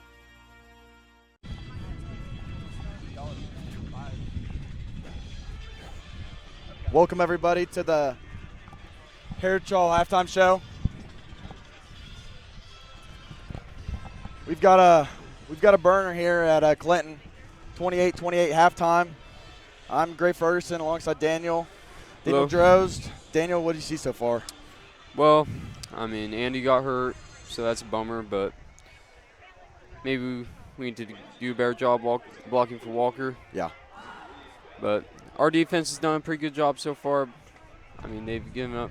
I mean, Clinton has 28 points, but defense has been given a short field for a lot of the game. Yeah. Seems like the Clinton offense, I feel like they run the same kind of set of plays. It's like the same, I want to say, like 6 or 7 plays. They air it out every now and then, but when they aired it out, Jordan Harris with the interception.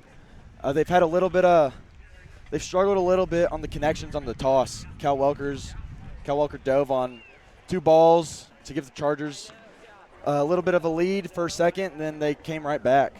What did you see from the Clinton offense so far? Well, their option seems to be pretty good. The option is always tough to stop no matter what team it is, but I'm sure as the game goes on, they'll start to figure it out. Yeah. Yeah, their running back, number 3, Zayden Collins. I mean, he's a great player. He's scored and done a lot for their offense so far. Charger offense at the beginning looked really strong. I mean, with Andy connecting with Jordan on, I think, first play. I mean, it's just really strong offense from the Chargers at the beginning. But slowed down a little bit once Andy went out. Not sure what the diagnosis is on Andy, but I don't know if we'll see him the second half. We might. Mallory took him to the locker room with a couple minutes left, so we'll see. If not, it'll probably be Walker Nelson at quarterback and maybe run a little wildcat with Barrett Travis. Yeah. I think the most important thing we can do with Walker in is we need to establish a run game. Yeah. Because they'll probably game manage with him, throw a bunch of short passes, screens. Yeah. Maybe air it out every once in a while. Yeah. I thought for the most part our O-lines look pretty good. Yeah, our O-line they've got a big D-line. I mean, their D-line is big, strong. I mean, they've got some big boys up there, but I think our O-line's doing good. D-line might be getting pushed a little bit, but, I mean, with this 20-minute break, I don't see that being a problem to start the third quarter. They also look pretty fatigued. Yeah. There's some errors on special teams and a couple 3-and-outs on offense, but I feel like as they come out at halftime, they're not as tired, then they'll be fresh and ready to go. Well, I feel like there haven't been a lot of flags, which is a good thing. Not very sloppy on the flags, but I feel like just kind of overall, offense and defense, just a little sloppy at times. Yeah, this has been a pretty clean game so far. Yeah. It's 28-28, but this game's gone by pretty fast. Yeah. Which is the kind of game I like. Yeah. I think we all anticipated a pretty fast game with the Clinton run. I mean, they've thrown the ball a couple times, but not many. But they really have established that run game, which has made it really hard for the Chargers to stop. Daniel, what do you think the Charger offense needs to do second half? Well, as I said earlier, I think they need to establish the run. Yep. So they can open up a couple big shots down the field. Yeah. They couldn't really get the run game going at the end of the first half, and that caused a little bit of stagnation on offense. Yeah. So they really need to do that in the second half. Yeah, I think if we can establish that run game, then it'll open the throw game. Yeah. And I think if we can do that, kind of make the Charger offense a little more versatile this second half, I think it'd be really beneficial for the Chargers. Especially, I mean, if we get that run game going, if we can get Barrett involved, Hillman involved, get Bladen back there, I think that would be really helpful for the team. Clinton gets the ball to start half, right? Yeah. Clinton gets the ball. Stopping them immediately will be really important. Yeah. If we can get that first stop's really going to be key. I mean, we got a couple stops early on, which gave us a 28-14 lead, but since then that's kind of gone away. The Clinton offense has really ramped up. They've been killing the inside, which is kind of surprised with the Chargers running 4 on the D line. We usually run 3, but we're doing 4 on the D line. Kind of would have thought we'd be able to stop the inside run a little bit more, but I mean that comes with our offense and defensive line. I mean they're playing both sides of the ball. They did a great job against Millwood last week. Yeah, they did a great job against Millwood. They might just be a little fatigued. So this 20-minute break will be good for them. Yeah. Well, especially with the 4-man D line, that's one less player to rotate in. Yeah. We've seen Hillman Brown in there a lot with Jack, Xavier, and Gray Charlie. Keller. Yeah, Gray in there, but see, usually they got 3 on the D line, so they can rotate in 2 or 3 guys. But now we're kind of rotating Keller and Hillman in. I mean, we're kind of rotating 1 to 2 guys max, which can definitely cause a little more fatigue in our guys. But I mean, so far it's been a very physical, very clean game from both sides of the ball. Yeah. Besides a couple Clinton errors, they've really taken care of the ball. Yeah. Clinton's had a couple errors. We've had a couple errors, especially on special teams. But, I mean, I know Coach Boger's going to get those fixed. I have no doubt that those errors will not be happening in this second half. Yeah, this drive coming out the gate in the second half will be really important. Yeah. Because it looked like we were about to pull away, and then Clinton scored 2 touchdowns off mistakes. And they've really taken the home crowd with them. Yeah. So stopping them right here will be really huge.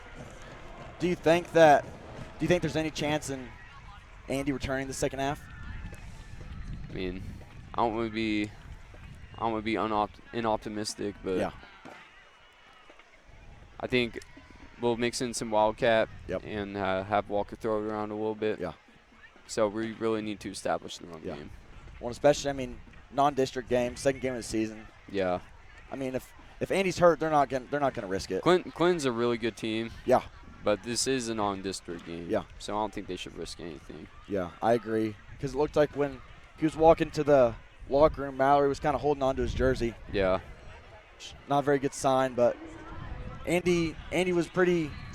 Looked like he knew where he was. Looked pretty good. Yeah. Looked a little fatigued, but I mean, I think It didn't look like a really bad injury or anything. No, didn't look too terrible. I think we'll definitely see him next week. Yeah. At the very most, he'll be out for the rest of the game. Yeah, but I mean, I think even with Andy out, I think we're still going to be able to score points. Yeah. I don't see that being an issue. I think the only reason why we couldn't run the ball is because maybe we were a little fatigued. Yep. A little fatigued on the O-line.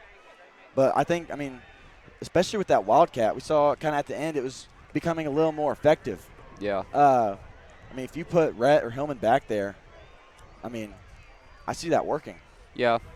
And I think maybe they weren't – I mean, they were ready to adjust. Yeah. But it'll really help in the locker room. Yeah. Because everyone will know what they're doing. Yeah. Now that Andy's out. Yeah. Well, and I think, like you said, I mean, those first, I'd say 2 possessions with Andy being out, nobody really knew what to do. Yeah. I mean, we haven't seen this before with the 2 years he's been starting quarterback, this year and last year. We haven't really seen Andy go out like that, so I think it was kind of a wake-up call for those first 2 drives.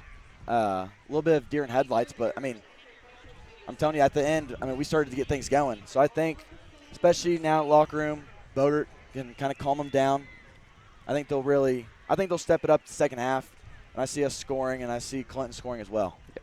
There appeared to be some confusion a little bit after Andy went down. Yeah. In some of the offensive calls. Yeah. But I'm sure they'll get it together because Yeah. we have some great coordinators. For sure. Coach Berger knows his X's and O's. For sure. I think the big thing on the Charger defense, I feel like those D-line, they need to crash a little more. Yeah, especially on that inside run. They really appear to be running up the middle a lot. They really do not run to the outside that much. Yeah. Besides maybe one stretch play in the red zone. Yeah, because they started off, they ran a couple of stretches and a couple of tosses, but then after those 2 fumbles on the toss, we haven't seen that much. But they've been running kind of like, it's like a quarterback, he kind of fakes the running back. Yeah. And kind of just pulls around and goes right up the middle. And then we've been seeing like the fullback dive and then the halfback dive. Yeah, I think maybe pinching the D-line a little bit would be beneficial. Yeah. Maybe Clinton would be able to adjust to it. Yeah. But so far they've just been running up the middle every time. Yeah, I think most of the time. I think if our D-line, especially those 2 on the tackle, I think if the tackles can really kind of push in, kind of collapse on the center, I could see that working. Yeah. I also think maybe the D ends, I think they need to, I mean, of course they need to crash, but try to get around that edge. Yeah, they need to get around the edge. Yeah. Well, and on the stretch and the toss, I mean, they're Clinton's fullback that they've got, I mean, just blocking. Just runs it right up the middle. Yeah. And they're doing a really good job in the interior. Yeah. Because we have some good D linemen in there. Yeah. And they're just doing a really good job blocking them. I feel like we kind of knew this coming into this game, though. I mean, Heritage Hall, Class 3A state champs, Clinton state champs just a couple years ago. Yeah. Made it to the quarters last year. Very experienced team. Their quarterback has been starting both sides. Their quarterback has been starting forever now. Yeah. He started last year. Did he start the year before? Solely?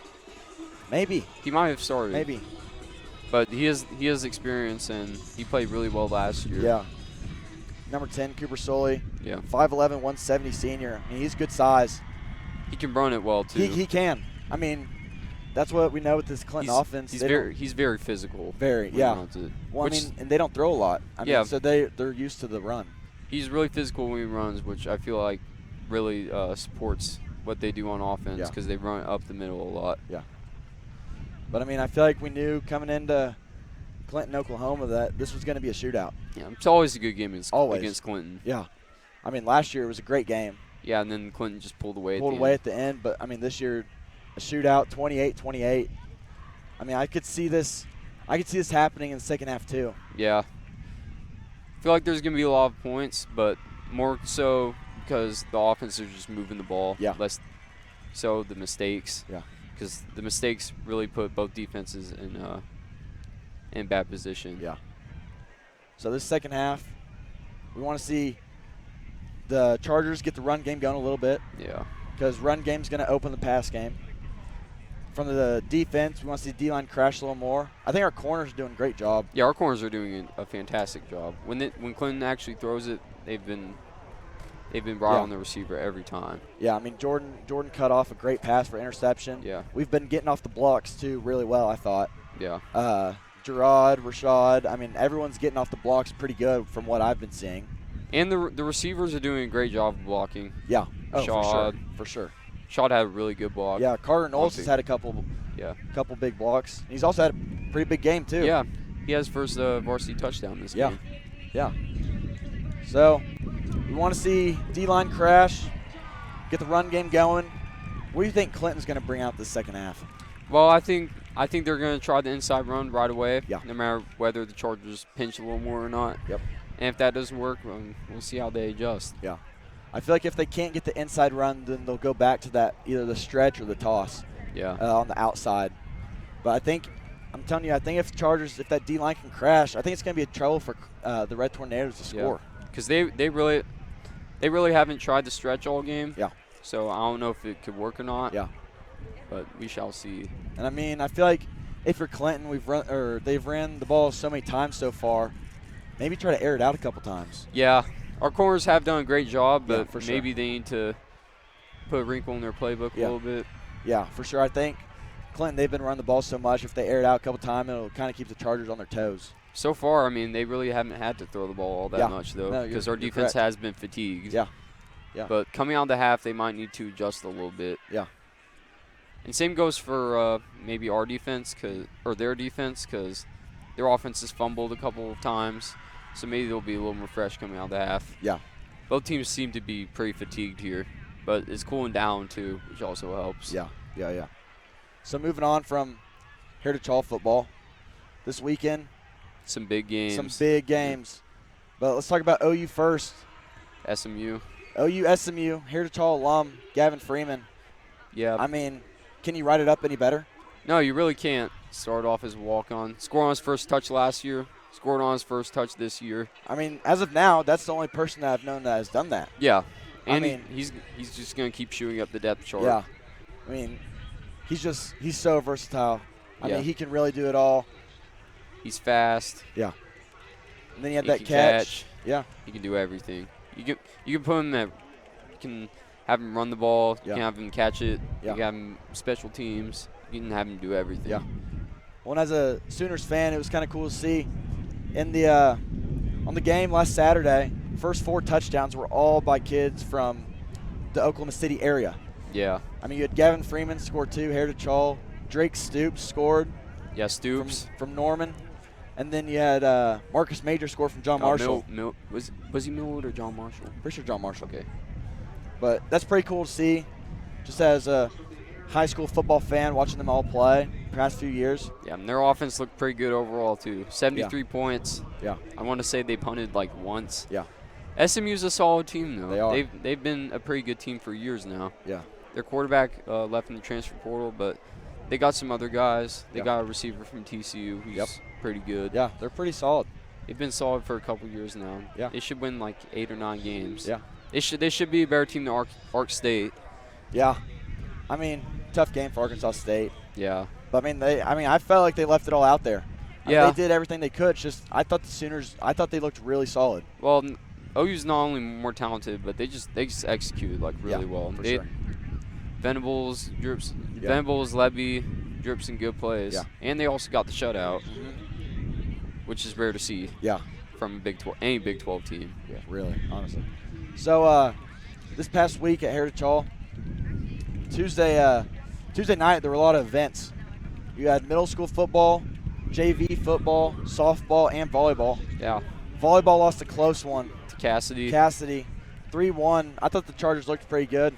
Yeah, I won the first set, and then Yep. Cassidy just went on to win the Yeah. next 3. Cassidy had some really, they were really good. Yeah, their student section was pretty lively. Yeah, their student section was good. I was impressed. Yeah, me too. And I thought we had a pretty good student section too. Yeah, we had a couple people there. Yeah, especially at the beginning. Yeah. We had about 4 rows. And it was at Cassidy too. Yeah. So maybe going to their turf. Yeah, it's good that rivalry's back. Yeah. And then softball, they lost a heartbreaker to Lindsay, I believe, in extra innings. Both pitchers were phenomenal. Yeah. They both had, I don't think it was 20, but they were both near 20 strikeouts, which you just don't see often. It was Addie Thompson with 22 strikeouts and the Lindsay pitcher with 21. That was a great game to watch, especially with the Chargers being so dominant this so far this season. Our softball team has been really good this year. Yeah. You should come out and support because this is for the best. sure. They've been really good, and they should go pretty far this year. For sure. I feel like all Charger sports are doing pretty well. Yeah. I think everyone needs to come out and support all of them. Yeah. Chargers coming back on the field. Andy Bass is running on the field. That's a good sign to see. Boys seem pretty excited. It's pretty loud. You can hear it from up here in the stands. So it'll be a really interesting second half. Andy Bass putting on his helmet, grabbing a football. So that's a great sign to see.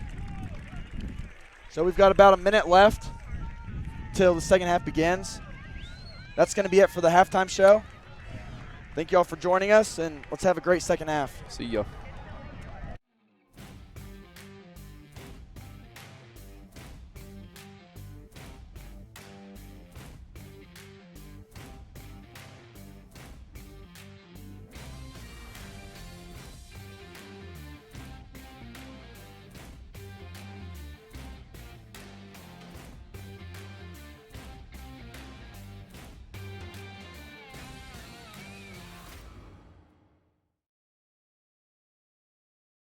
Miller Tippins is an award-winning commercial construction company specializing in building relationships.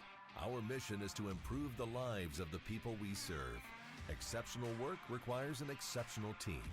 No matter the scale of your project, we are committed to delivering excellence from our owner-driven team with over 100 years of combined experience.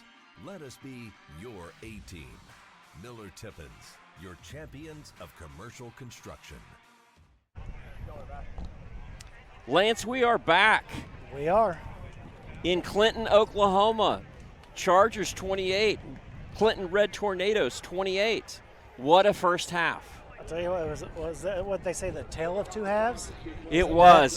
The first quarter was all Chargers. The second quarter, for the most part, yeah. Yeah, was all Red Tornadoes. And, I think both teams gained momentum, lost momentum when Andy went out. Right. I think Heritage Hall hung their heads a little bit just because he was out. It's just normal human nature, and I think Clinton got pumped up by seeing that because that's how good of a player he is.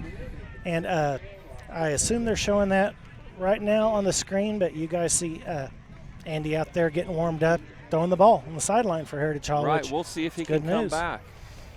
We'll see. He is one tough kid, and but again, it's not a district game, and it's on turf. Those are two things, if you were to ever say he won't come back versus if it was a district game and it was on grass, that he would. So they're just, you don't know what the coaches are thinking. We don't know what the coaches are thinking. Right, so, yeah. But those are just two factors I'm sure they take into whatever decision they make. Exactly. So we'll see if Andy Bass can come back. What were your impressions of the first half? Well, I think before the game we talked about it a lot. I know you were changing the tire, unfortunately, but I was talking because not only that, the guys last night were at the house talked about how big Clinton was, physical Clinton was. Right. Number 3, they talked. So exactly what they said last night, that we have to stop, and what Clinton's good at is exactly what happened in the second quarter. They ran the ball with their dominant offensive line, their big physical offensive line, and number 3. I don't know what the stats are. If I had to guess, I'd say 158 yards in the first half. But I have no idea. A lot. I just know it was a lot, yeah. Yeah. But we'll see. Usually, not always, but usually in the second half, a big physical team will wear down a little bit, and a lot of time the smaller, quicker team kind of has a little bit of advantage in the fourth quarter. We'll see. You never know what's going to happen, but that's what we're hoping, and that's what's happened a lot in the past. So, yeah. So, I agree with that. You know, Clinton, their offensive line really good job. was really blocked up, Yeah. blocked it up well, They were very physical. You know, Chargers were fortunate to they turned Clinton over, I think, 3 times in the first half. Yeah, interception and then interception by Jordan Harris, fumbles, and then two fumble recoveries by Cal Welker. So, you know, Heritage Hall's defense has been opportunistic. Yeah, and you know, it's one of those things. Do you look at that as, man, it's a good thing we had those 3 turnovers, or you know, opportunistic and by forcing or making those 3, but it doesn't really matter how you look at it. The score's tied. So, yeah, that's right. That's right. You talk about opportunistic or whatever is letting them have the ball in the 15-yard line with a minute. I know. 50 Yeah, left. I forgot about that. Yeah, I mean, that was Heritage Hall's 1 turnover. Is that right? Yeah, and that's just that's something I'm sure the coach has said it. That's just something you can't do. Yeah, you can't. Yeah, you can't. I mean, there's can't some give them a things, short field. No, like there's that. you know, some things that happen. The ball gets hit on the helmet and comes out, fumble. But just letting the ball hit like that, those are one of those things you just can't do. And I'm sure the coach has talked about that, and hopefully they'll be better for it. Right. Well, remember earlier when I was saying Venables and Murray, hopefully watching him run for touchdowns. Hope they weren't watching it, you know, and Andy didn't come back in. They're probably like, oh, our running back's not going back in the game. So, anyway, we'll see. Yeah, We'll see. I bet Coach Venables is busy with some I other bet he stuff is too. tonight. You think he's watching us on you never Charger? know. You never know. I don't know what he's doing. There's a better chance since Andy is a commit with OU than there would be if he wasn't. Right? Absolutely. I don't know what the Sooners do the night before a game. I don't have any earthly idea. Yeah. I have none. So I'm sure they're doing something as a team. Sure, they're doing something as a team, and so maybe watching ChargerVision. We'll Chargers to kick to the south here. Cal Welker kicking from the he did not have the wind line. At all, right? In the second quarter, we didn't score when we had the wind. Right, you're right. This is his first time to kick. It's a relatively short kickoff. A little bit surprising. Down the middle. Oh, nice tackle. Yeah, absolutely. Nice coverage Was there. it Gerard? Yeah. Came in from the side. That was really. Gerard Williams and Jordan Harris may have been in. Was that? Yeah, it was. Jordan Harris and Gerard. Those are a couple of fast guys. Yeah, right exactly. there. That's what I said. And you can tell by the closing right there, because was that number 3 or was that 20? I know it was one of them. I think it was returning. 20. Okay, I knew it was one of them because that's Hill. Both good players. So Chargers are going to start in what? A 3-man front, which is, I believe that's a 3-man. Yeah, because the 3-man front, which is what the Chargers normally run. We ran a lot of 4-man front in the first half. We did, which was not super successful. No, it wasn't successful at all. And I think it looked like right there, I thought it was Jack. I don't know. Somebody went through and kind of. Let's say 24 went through, hit him in the backfield, so before they could really get started, that was Graham Murphy. Yep. And he's very athletic, so maybe that's what they're going to do. Instead of having that 4th lineman, they're going to have a linebacker try to shoot up and disrupt the handoff. Right. Graham is a state champion high jumper. Fumble again. He set a state record too, I think. I think you're right. Yeah. I went to the state track meet this last year, and he can really jump. Oh, my gosh. He can, and if I remember correctly, because I went back and looked, because I didn't have a reference point on what he did. I think it was just 2 inches lower than what I think the OU guy won the Big 12, but it was a week later, and he only was 2 inches shorter than that, and look at 5-6 years difference. Right, so, yeah. That was more impressive when I looked, and I could have a reference point. So 3rd and 12 for the Red Tornadoes. 3rd and 12. Was that a handoff or a pitch? That was a pitch. Okay. That has not worked for them very well. So, we got blitz, but he threw it right. Gosh, Who's over what a good play there. By the Red Tornadoes. We had a great play on defense. We had a guy right over there anticipating. He just didn't get to it. That was a really good call. But it's still going to be 4th down. It appears they're just short. 4th and 1. It'll be interesting to see what the Red Tornadoes do here. Because now they're calling. That's twice that they've said it's 4th down. Okay. Because I run the change for many years. These refs do not, in 4 years, I have not had a measurement. They like to either put it a yard back or a yard forward and not have a measurement. It's either, I think that's happened twice. That could be where it was going, but they do not want it to be within a few inches. So that was a favorable down and distance was, there. I think it's happened twice now because for the Chargers. Their own commentator even said 4th and 1 earlier. Having them in 3rd and 12. The middle. Oh, fumble. Sounds like a fumble. Oh, Heritage says Jack Harris comes up with the ball.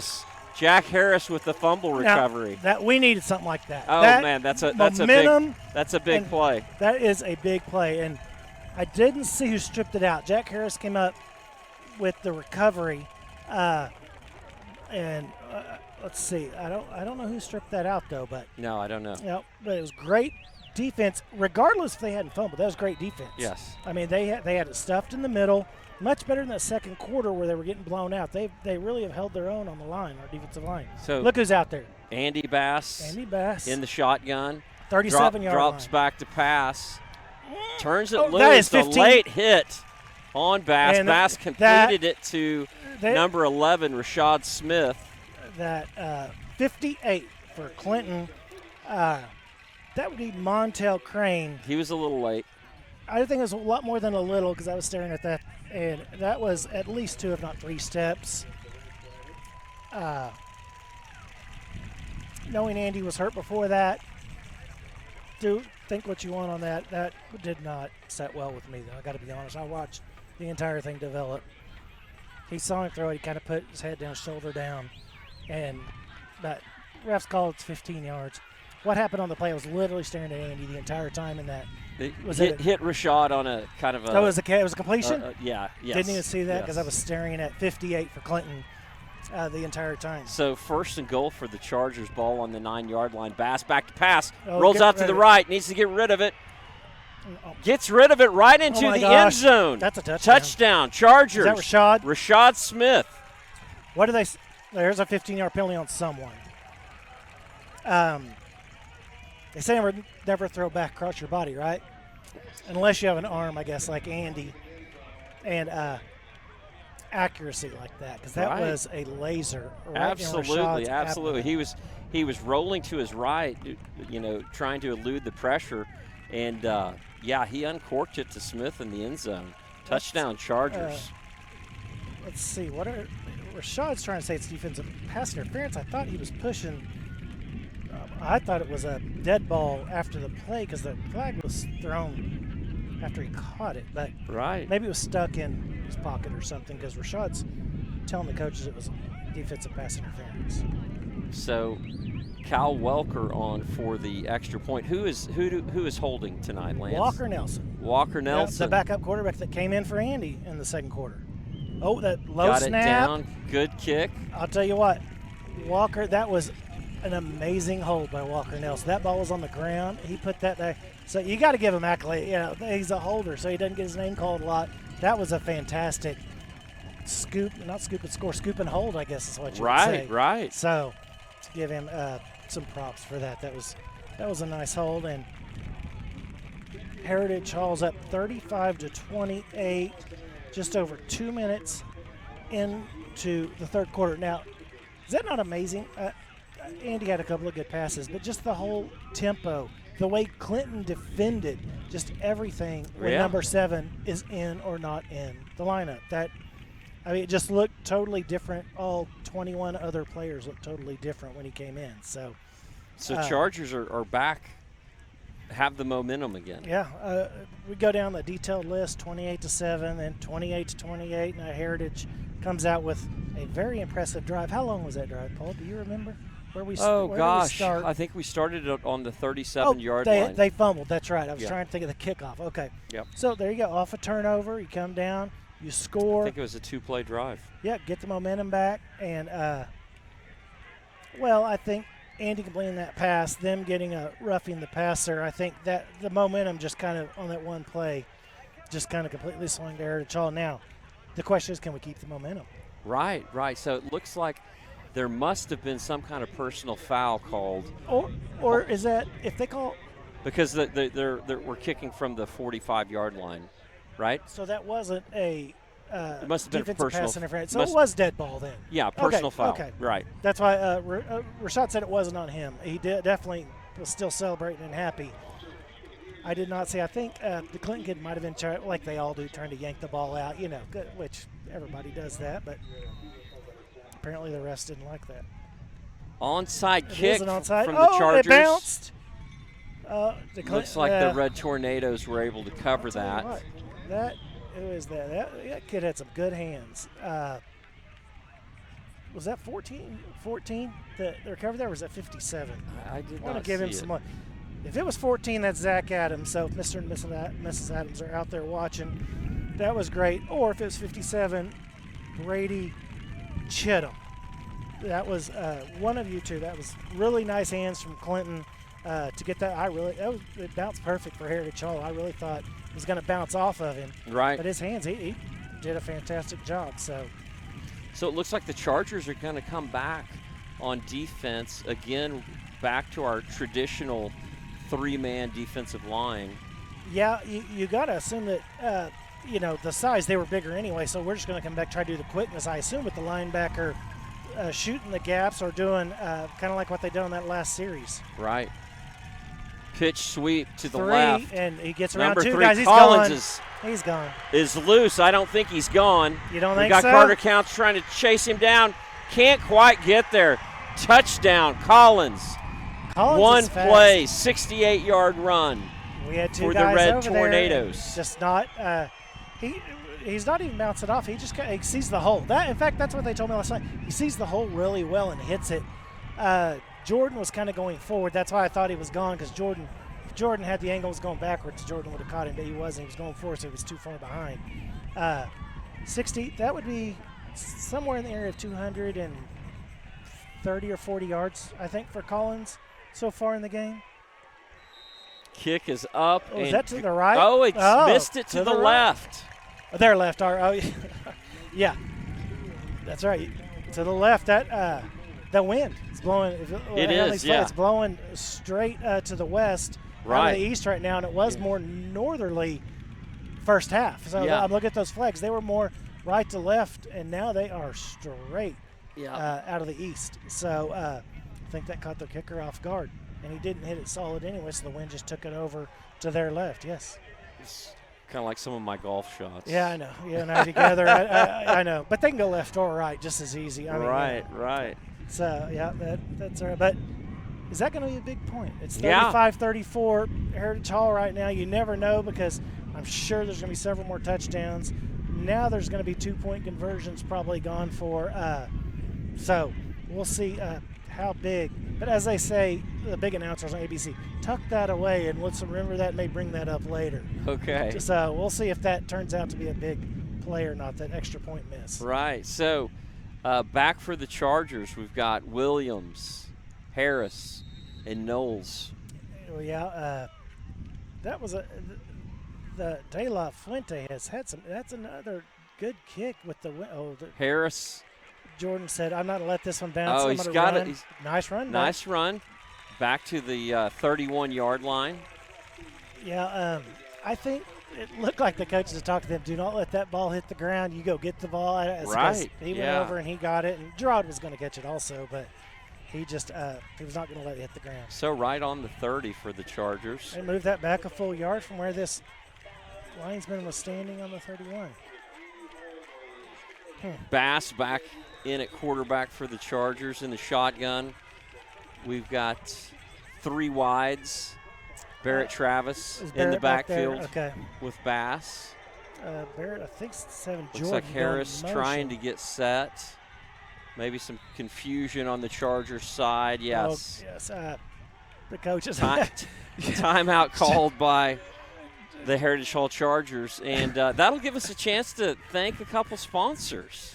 It's a good time. I'm just laughing at we were down to, you did the legal solution, so I think I was going to go. I did, yeah. Messages when operating a motor vehicle. I must have missed the first few names there, because that is not starting out. Let's just go. Stay focused at all times. The message can wait. That's why I just wasn't. Right. The message can wait. Don't text and drive. Thanks to our sponsor and Farmers Insurance agent, Brandon Payne, for bringing these important safety messages to our school. Make safe decisions. Hey, Chargers, it's never acceptable to send text messages when operating a motor vehicle. So that was that was the intro See, to I it. told you. I thought I was crazy, but I didn't have time to look over there. Okay, Now Andy, we're back. Andy Bass back in the shotgun. 1st and 10. Jordan, now he's on motion from the left. That's why, because he started at the right. He's supposed to go motion to the right. Right. Nice hit over the middle. Brown. To number 34. I don't think that's Brown. Oh, Rhett Davis still in there. Tight end. Okay. Right. Rhett Davis, gotcha. Number 34, Rhett Davis. Nice catch. Gain of about 23 yards for the Chargers. They had that set because they were trying to run Jordan in motion to throw the guy off the center so Rhett could come open down the middle. So that's why they were so mad and they didn't want to run a play because it did. It worked perfectly to what the coaches were trying to do. Travis up the middle. Not much there. Not much. Maybe a yard at the most. Yeah. So we'll go to 2nd and 9, really close to midfield. Are we on, our own 48 or 49? I think that's right. Yeah, you got to wait till they get up to height because that ball seems to move both. You never know. 1 yard, it goes, you never know. So Davis back in at tight end. I'll tell you what, he's been, after that last play. Travis in the backfield with Bass. 2nd and 9 from our own 48. Andy Bass rolls out to the right. We have holding on the line. Oh, that's too bad. Nice catch there by Cal Welker down to the 35-yard line, but I think you're right. I think there could have been a offensive holding. Yeah, Center Grayson. Well, only reason because the ref threw it right at his kneecap while he was on it. Right. So it wasn't like I knew anything. The ref was staring at him and threw it right at his knees while he was on the ground. So I think that was the only thing. That's a big penalty. Yeah, it is because it was going to be a first down. Now it's going to be 2nd and probably 24 or something like that. I thought holding was where it happened and it was behind the line, but they marked it 10 yards from the line. I swear, I thought it was where it happened in high school. Okay, 2nd and 20. Yeah. Oh well. Okay, so 2nd and 20. So. Again, I was watching the penalty and didn't see the completion, so glad we have you to watch where the ball's going. I'm watching, making sure Andy stays middle screen to Smith.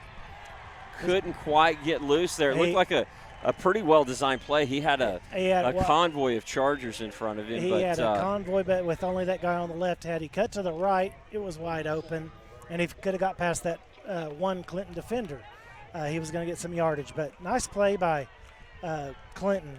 And usually Rashad, at least the last couple of years, he'll get loose on that more times than he wants. So Bass rolls right, looks deep, goes to Harris. No, that's Williams, excuse me. That's some great defense. Good defense. He threw it into double coverage there. And Darren Hester. Gerard Williams couldn't come up with it. No, and Gerard can jump too, but Hester, he put him on his side and made sure he couldn't get to the high point. That's why I said that defense was just by Hester, and Clinton was great because he wasn't going to let him where he could get him in front and then come off and get to a high point. He was making sure he stayed down and he stayed tight. 4th and long, Bass back to punt. Looks like he will punt, kind of a rugby-style punt. And it went out of bounds. Looks not even or at the first down marker, 42-yard line. Clinton's on 42. Still stepping it off. Man, I thought he was. Nope, now he's going back, so he stepped off. 40-yard line. 42 to 39. They settled at the 40. So there we go. I said you got to wait till it's down and they're ready to go because one side and the other, they just kind of go back and forth. So 1st and 10 for the Red Tornadoes from their own 40. 7-11 left here in the third quarter, and there's been more fireworks tonight. There has, and that was not a good drive by Heritage Hall after a great defensive stop. Handoff over the left side, Collins. Yeah, nice cutback by Collins. Got 10 yards, didn't he? Right at we've got a penalty on the play. That's on the backfield. Flag in the backfield. Normally you think that's holding, but I wasn't. It was a late flag. Oh, that's late flag. It could be a late hit. Maybe they thought the quarterback kept it. It looks like number 3, Collins, looks like he just has a cramp. They're trying to push the cramp out after running for 200 yards. I guess he finally got a cramp. Legs got tired. I don't know. He's been a great running back, though. I mean, he is a really, really good running. He's only a junior, too. Right, yeah, that was kind of a counter look over the right side. They picked that up and waved it off. I don't know what that was. Huh. Yeah. So that was a play we haven't seen, or at least I haven't seen tonight. Kind of a fake pitch to the left, and they countered back to the right with Collins. And wow, he had some open space. I'm not sure who that was for the Chargers that came in and made the tackle. But if that tackle wasn't made, he was out the gate again. And then we'd have a real controversy because the flag was on Clinton.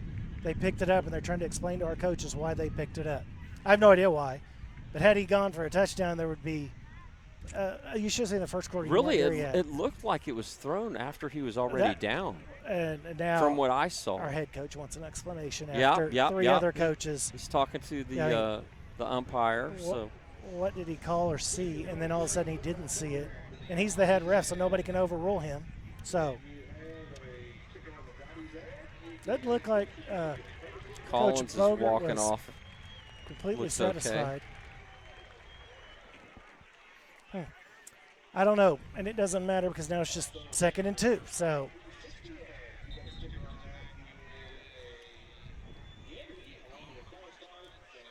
Collins, he'll get a little Gatorade or Pedialyte in him, and I'll be back out in a couple plays and get that rubbed out on his calf. Look like his calf, probably. Yeah, 2nd and 3 from the 48. We've got, who do we have in there? We've got Counts at corner. And then, the other corner, we have Harris, safety Gerard. No, the other corner, did you say Counts? Yeah. Go up the middle. I assume that's 20. Middle. I didn't catch the number there. You see, 32. That was that kid that came in earlier, I think on the Lorne. Uh-huh. So he came in for 3. Collins back in the game. Collins back in. He got his Gatorade or whatever. And 1st and 10 for the Red Tornadoes from the 40. Right I think it's right midfield. at midfield. Yeah. It says the 48 on the scoreboard, but I think it's the 50. Well, it was the 48. It was 2nd and 2 from the 48. They just didn't change, I don't think. Or the, 2 wideouts to the left. Collins in the backfield. Pitch sweep to the left. Gain of 5 for Collins. Did he get all the way? He did. He got to the 45 before. I thought maybe it was the line of scrimmage, but you're right. Did he kind of run into his own guy, or we kind of stood him up right there? Yeah, Collins hits the hole fast. He is a quick kid. He sure does. Yeah. So on the defensive line for the Chargers, we've got Ganiabadi, excuse me. Ganiabadi, Harris, Xavier. I'm assuming those are. Yeah. I think Freeman's in there at nose tackle. No.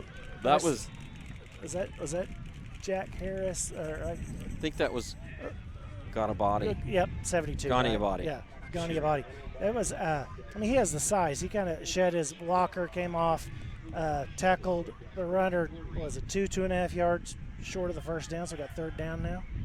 Right. 3rd and 3. Big play here for the Chargers defense. Yeah, it looks like Hillman Brown. So we're running 4 in there now with Hillman coming in as the 4th lineman. Okay. 3 linebackers. And I bet we bring 2 more guys up. Just the same quarterback up the middle. Goes for 7 yards. You get I thought I saw him up here, but they've marked it back there. Barrett Travis is up there. I don't know what you do, but you can't give him 5 to 7 yards just up the middle of the quarterback sneak each time. Right, yeah.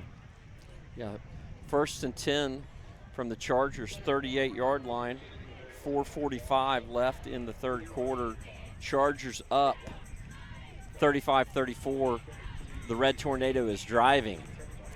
They are. They're I saw 38. some movement there on the offensive line, but I must not have. Gain of about, five or six for Collins? Even when our first guy hits him, it's 5 yards down. So we're going to have to get some type of a stop right at the line. But we've talked about that before. Their offensive line's really good, and they're just pushing us off the line 3, 4, 5 yards. 2nd and 4 is what they're saying from the Charger 32. Pitch sweep to the right. Welker's in there, stops right at the 30, so a couple yards short. Who's hurt right there? Somebody came through. That looks like Johnston. Edward Johnston. He's back up. Yep, he's ready to go make a play. Well, I think he had the trip right there when I assume that was Collins. I didn't notice. Trying to go off to the right side, but we got a 3rd and 2. And do you think they're going to quarterback sneak it right up the center? They might. We've got Collins. If I was the offensive coordinator, we would. Let's just say that. We've got Collins at fullback. They like to give him the ball from the fullback position. And there it is. Oh. Wow. He is a load, folks. Oh, my gosh. What a run there by Collins. That was impressive, Lance. As upset as I am because they scored a touchdown, I got to say that's one of the better runs I've seen in high school football. Yes, I agree with you. I hate to say that because I'm really mad inside right now, but how I'm not – that's – that guy's a player. He is. And that could have put him somewhere around, what, 250 maybe, 250 yards? Maybe more. 4 touchdowns? Who knows? 5 touchdowns? I don't know. Yeah, he's having some kind of night. And the Chargers had a chance. He must have broken 3 or 4 tackles. I mean, yeah, the last one was high and not very good at all. But those first 4, they were hitting him on the left side, right side, low. Yeah. And, I mean. So they're going to go for 2 here, Lance. There we go. They missed tuck it away. We'll see on They the missed the 2-pointer. extra point earlier. I would say the it's middle to Collins. the right. Oh, nice defense there by the Chargers. They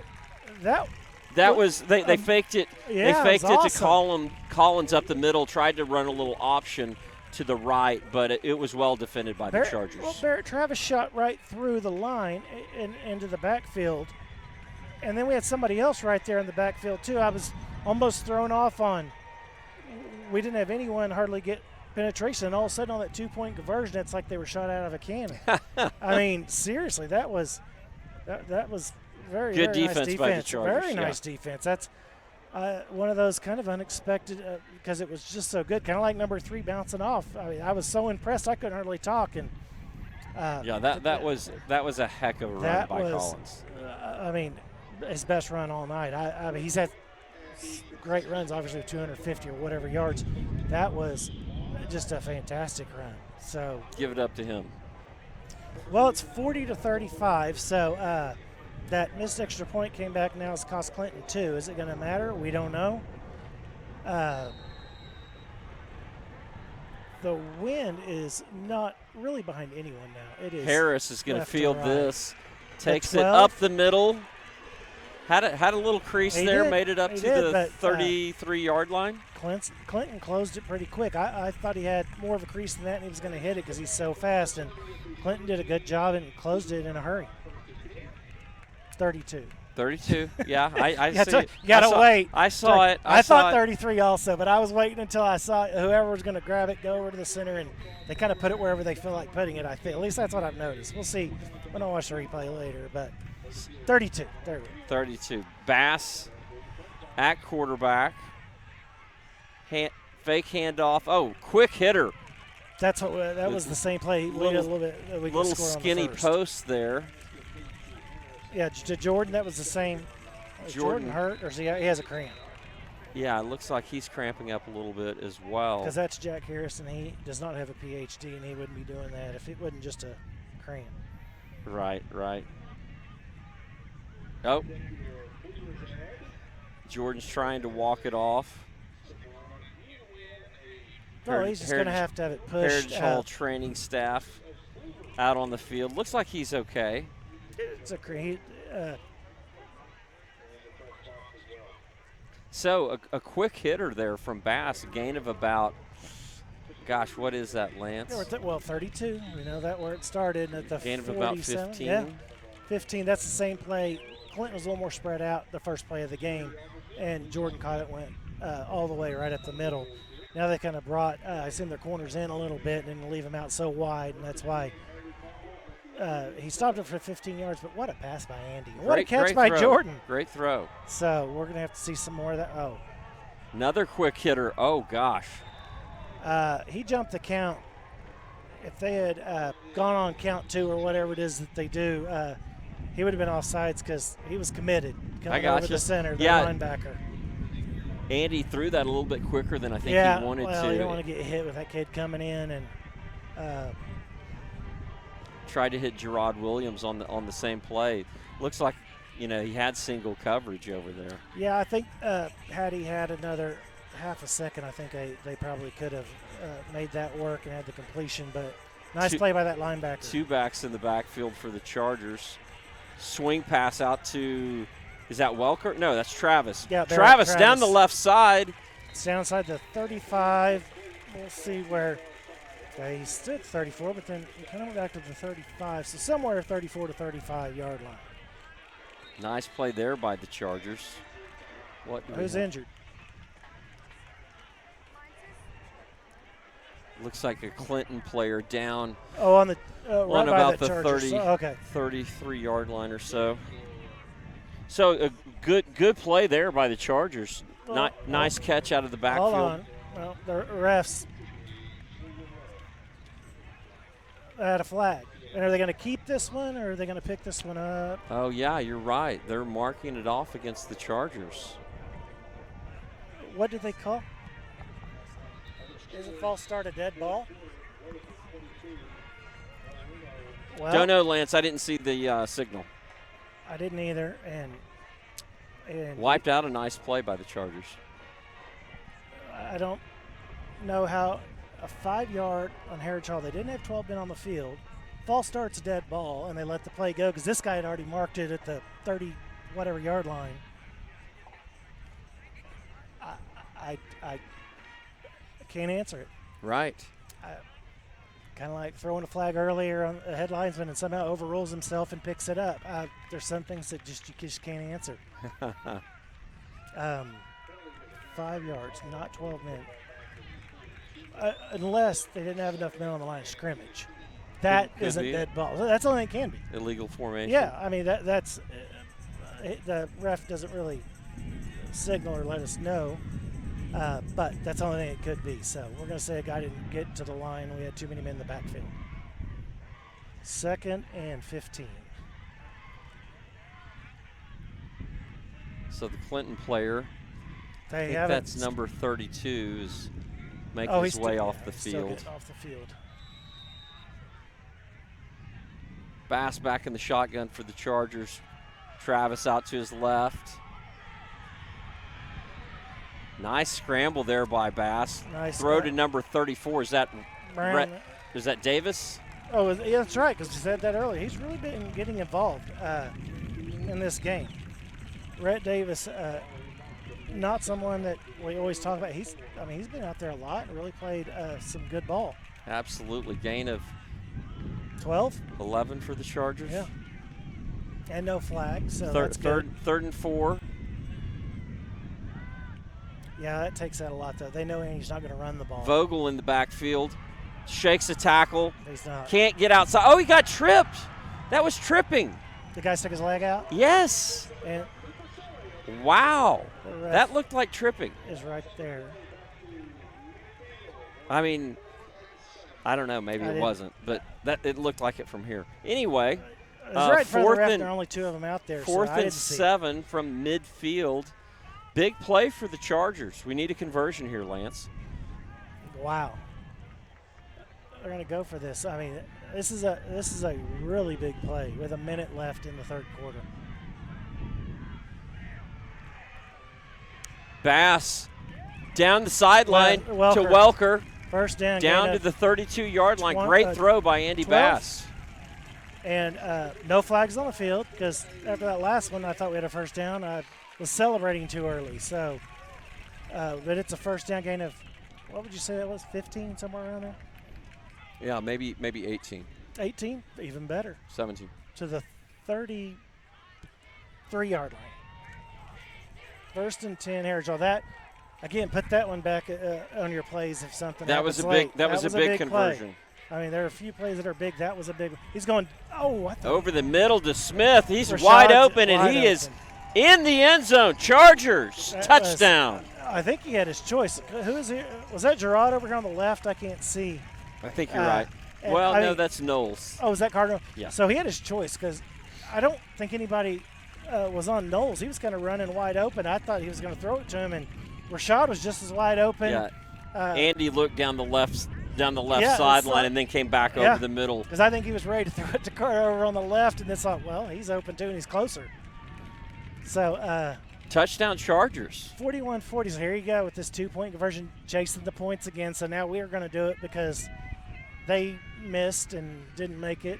So now we're going to try to get up by 3. Looks like we had 12 guys on the field, and we brought one off. Bass rolls to his right, Touchdown. throws it in the back of the end zone. Wide open. To number 8. There you go. So right there, Carter Knowles. He'll get his 2-pointer. He would have had the touchdown if he had thrown it on the last one, so made up for it and got wide open on the 2-point conversion. Right. So the Chargers go from, 4th and 7 at midfield, and 2 plays later they're touchdown. In the end zone. I mean, that was a big play. Yeah, that was huge. There's a couple of them so far that whatever happens, you're going to look back and say this is why this happened. But that was one of the biggest of the game right there. Was 4th down. Love our coaching staff. They've done it for years. They go for it. More times than not, they make it. And man, you just got to, it's one thing that when you're on an armchair quarterback, say, I'd go for it. When you're actually down there and you're doing it, it's a whole different ball game being the head coach and actually making that call. I'm sure that would just be, that's why I love it, because he's going to go for it, and that's just who he is and what he's made of. And Coach Bogert, that's why he's been so successful. So he knows how prepared they are and what they've gone through. So he knows they're ready, and he doesn't have a problem going for it. Even better, 39. Well, there's not as much wind now behind us, but 39 seconds. It's now, I mean, it looks like it's straight out of the east. It is, yeah. I agree with you. But it can't hurt kicking from the north to south right now versus the other way, if there's a little bit. So number 45 coming out on the Charger kick team. Who is that, Lance?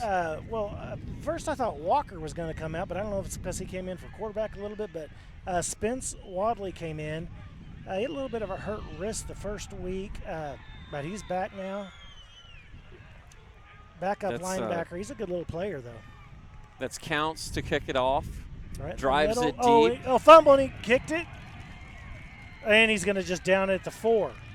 That actually was pretty – I hope he's not hurt, and that's why he stayed down. I was going to say it was a heads-up play to make sure to cover that versus trying to pick it up, and you see that happen all the time and let the defense recover it. But he may have hurt himself, and that's why he just recovered it. Is that 20? Oh, it's just a cramp. I think you're right. I was about to give it up to him being such a smart kid. It's just because he cramped up and he had to just fall on it. Wow. I'm just kidding. It was still a smart play. Mr. and Mrs. Hill, your son did a great job there recovering the ball and not turning it over. Get that cramp worked out, and he'll be back in that lineup, that I formation. Right. So 43-40 Chargers, 3-point game, 34 seconds left in the third quarter. Normally I would say, well, they're going to have the wind in the force, but I don't think there's any. I think it's straight out of the east, and I don't think that there's an advantage. Right, I agree. Either way right now. So that's not going to go down to his advantage. It's going to be who's better prepared and in better condition at the end of the fourth quarter, I think. Yeah, we'll see. The Chargers have, come back in the third quarter and scored a couple touchdowns. Do you think come this fourth quarter that when we say a big play, I'm thinking because both offenses are just really clicking, it really could come down to a turnover. Yeah. Whoever gets that, whether it be a stop, but more like a turnover, right, could really decide who wins this game. That you just see that so much when offenses are so high-powered and scoring like this. In the fourth quarter, a lot of times it comes down to a turnover, and got to be prepared for that. And I know the coaches have talked it over and try to be on the right side of that. But Hill is up. Looks like they kind of worked that cramp out. Had several cramps in the third quarter, haven't they? Yeah, right. Yeah. It was a hot day. It was. They gave us a little break with a 7:30 kick. And that was pretty nice. And plus, I think it was 5 or 6 degrees cooler than what they thought a couple of days ago. Okay. And the humidity, I know, was going down, and I think the cool front when it's like 98 degrees, came through a few hours earlier than what they were thinking a couple of days ago. But either way, to OSSAA or David Payne, whoever did it, thank you. So the Red Tornadoes on their own 4-yard line pitch it back into the end zone left, to Collins. 11. Oh, what a fantastic play. Nice shoestring tackle there by the Chargers. Rashad. So Rashad's been playing safety. So they brought the safety up because, safety, you have 2 cover corners they cut and bring all the other 9 up. I mean, after they've ran for 300-plus yards. Rashad shot in. What a fantastic tackle by Yeah, Rashad absolutely. Smith. Yes. Is that going to make Clinton rethink, hey, do we want to throw over the top because they're going to bring their safeties in? Or do they just stick with what's got them here and keep just bashing up the middle? That's kind of an interesting point at the end of the third quarter. So it's the end of the third quarter. Chargers lead 43-40. We will come back to Clinton in a moment. Oklahoma's known for its lakes, farm ponds, and creeks. And whether you take a highway or a dirt road to get there, Joe Cooper Jeep gets you to your destination. Right now, buy any Jeep for 10% below employee pricing. Plus, Joe Cooper always gives you more for your trade-in. And remember, we'll beat any dealer's price on a new Jeep by $500, or we'll give you $10,000. Only here at Joe Cooper. Who loves you, Oklahoma?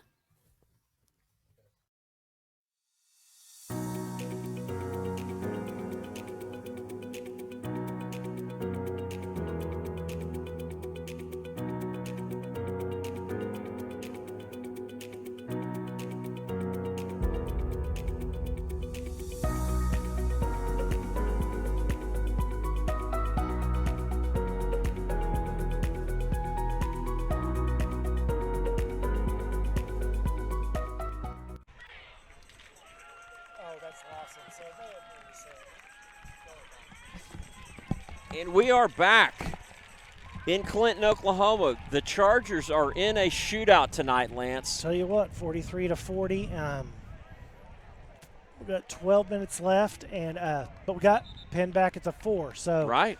You know, it's one of those, do you keep the momentum, stop them, make them punt, or do you give up 96-yard drive or play or whatever you want to say, and they get the momentum? I mean, there could be a big momentum shift. Sure. One way or another in the next couple of minutes. So we'll see.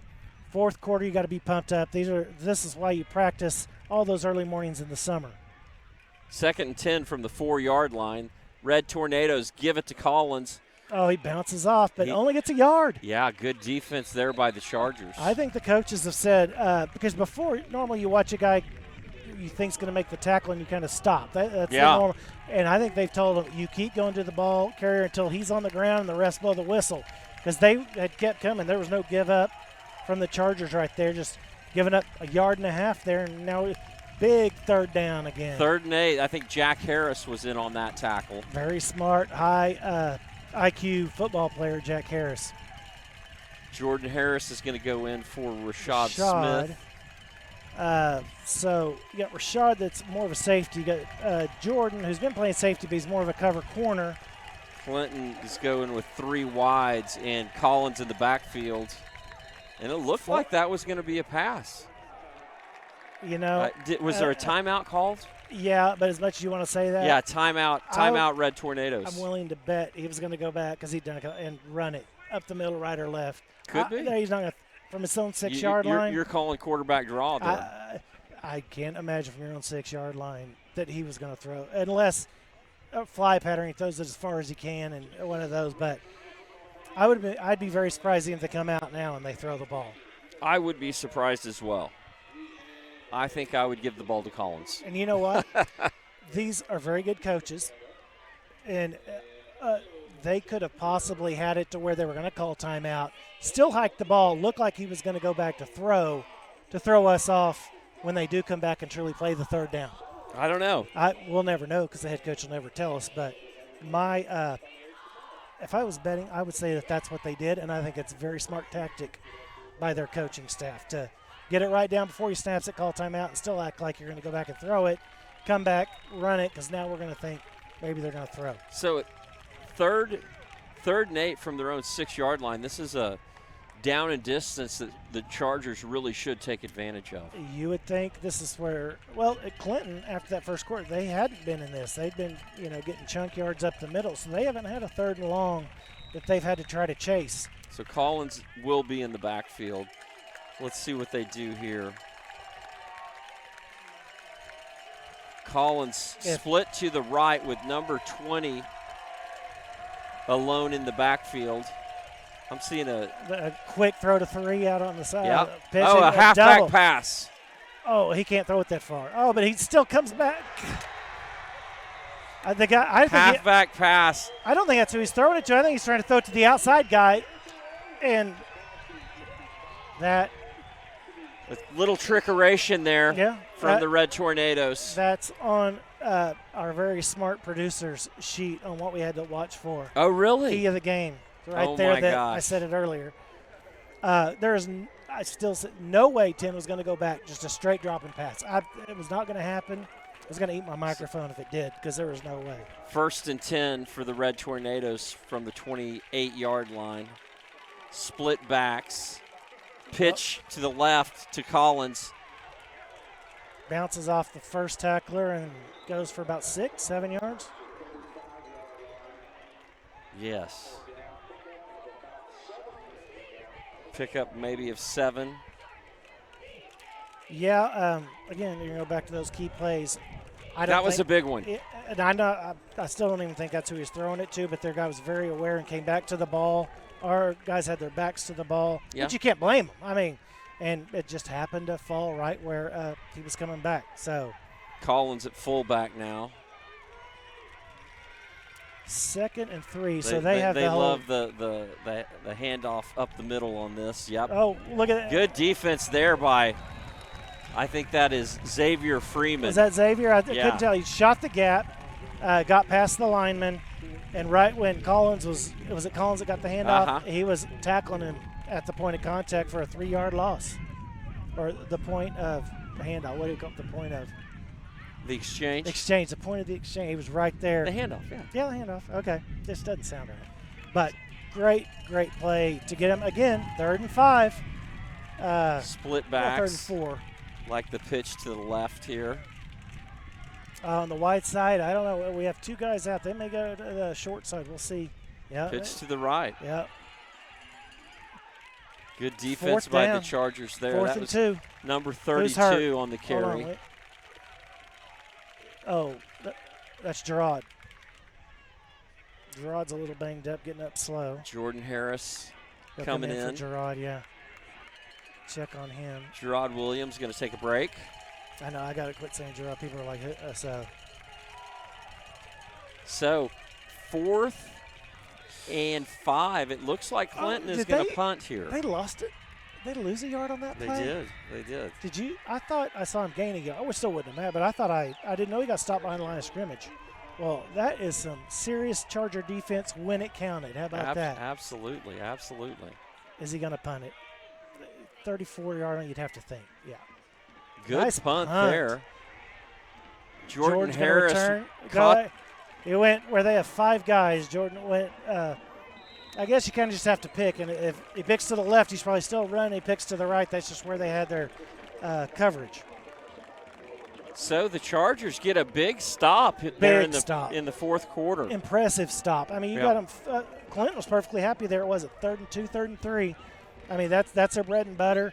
And we have a big stop in the backfield. Right. I mean, that's fourth quarter. Again, when they go to all those practices and conditioning, that's what you do it for, not in the first quarter. It's the fourth quarter. Little Charger iron. Tell you what, that I'm amazed. Still, after the fourth year of seeing that, I can't believe what these kids do. It's just amazing to me.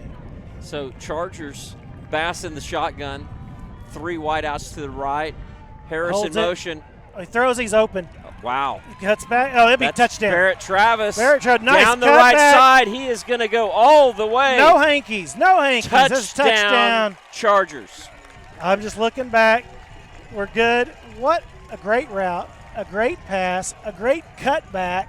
I mean, that's just tremendous. Is that a one-play drive again? Another one-play drive for the Chargers. That's impressive. I mean, how quickly they've scored. The offense, shore up a couple things on defense, but, man, their offense has just been lethal. Absolutely. I mean, I didn't think I would say how could the offense be topped after last year's state championship game. Right, 70 or whatever it was, 74, I can't remember. But I'm telling you, this offense, and this is without Andy really going to run the ball, and that's what he's at the University of Oklahoma as a running back. Right. So Welker back to kick the extra point. And it's good. So great the Chargers. Hold by Walker Nelson. Sorry. Right. Yeah. So the Chargers take a 50-40 lead here with 8:03 left in the fourth quarter. I'm just trying to see who's out there. Sometimes some of the guys that we don't say their name all the time, but for that particular extra point, because it was so important, I think we had our starting offense, our line anyway, 50, 52, 54. So I was just trying to see if there were a couple other guys that say them, but I think we had our starters out there. 50-40, 8:03 left. This does put Clinton. I mean, they have hit some big holes and some big plays, but their bread and butter is 4, 5, 6 yards at a time. Yeah. That takes 30 to 40 seconds. You take, first, second, third down. It's going to take the normal 5 or 6 minutes. I mean, they're kind of a little bit just on the cusp of desperation mode with 10 points in only 8 minutes. Not complete. I'm just saying they can't just go get 3 yards every time, run the play clock down. They've been pretty explosive. Oh, I know, but yeah, they've been so explosive. That's what I'm saying, that I don't know that they're really thinking that right now, because, man, they've had some explosive plays. And 3, just getting the ball going up the middle, he's as explosive as if you try to throw it downfield 40 yards. Yeah, right. Yeah, so the Chargers are going to be kicking. I think it is. Looks like Welker is going to kick off this time. I was trying to see if there were some others out there, but let's go down. So we got Luke Carter over here, 17. Jordan, he's always out there. We got 60. David Griffin, he's been out there a lot. 24. I'm just trying to say. Graham Murphy. I think we got Showalter out there. Showalter, as I call him, Show Pony. Whenever he's there, I've done it for 3 years. I have no idea why, but anyway, good kickoff down to the 15. Stays at the middle and gets to the 33. That's nice return by number 6. Marquise Martin. It was a nice little return, though. Yeah, so the Red Tornadoes will go to work. 34. Just under 8 minutes left on their own 34-yard line, excuse me. Yeah, and, as a defense, do you play a little bit different now? Now you'll give him those 3 and 4. I mean, as opposed to where you were trying to hit him in the backfield and stop him to punt. Now it's not as big, just giving up those 2 and 3 yards, making them use a lot. I don't know if they're at that point yet. I'm just trying to get down. We'll get to that point at some time in the near future. Split backs. Collins split out to the left in the backfield. The left halfback. Fake pitch. Quick hitter. Oh, overthrown. Tried to hit number 25. 25 for Clinton. Yep. Garrison Rhodes. Yeah, and I think Cal was even looking around.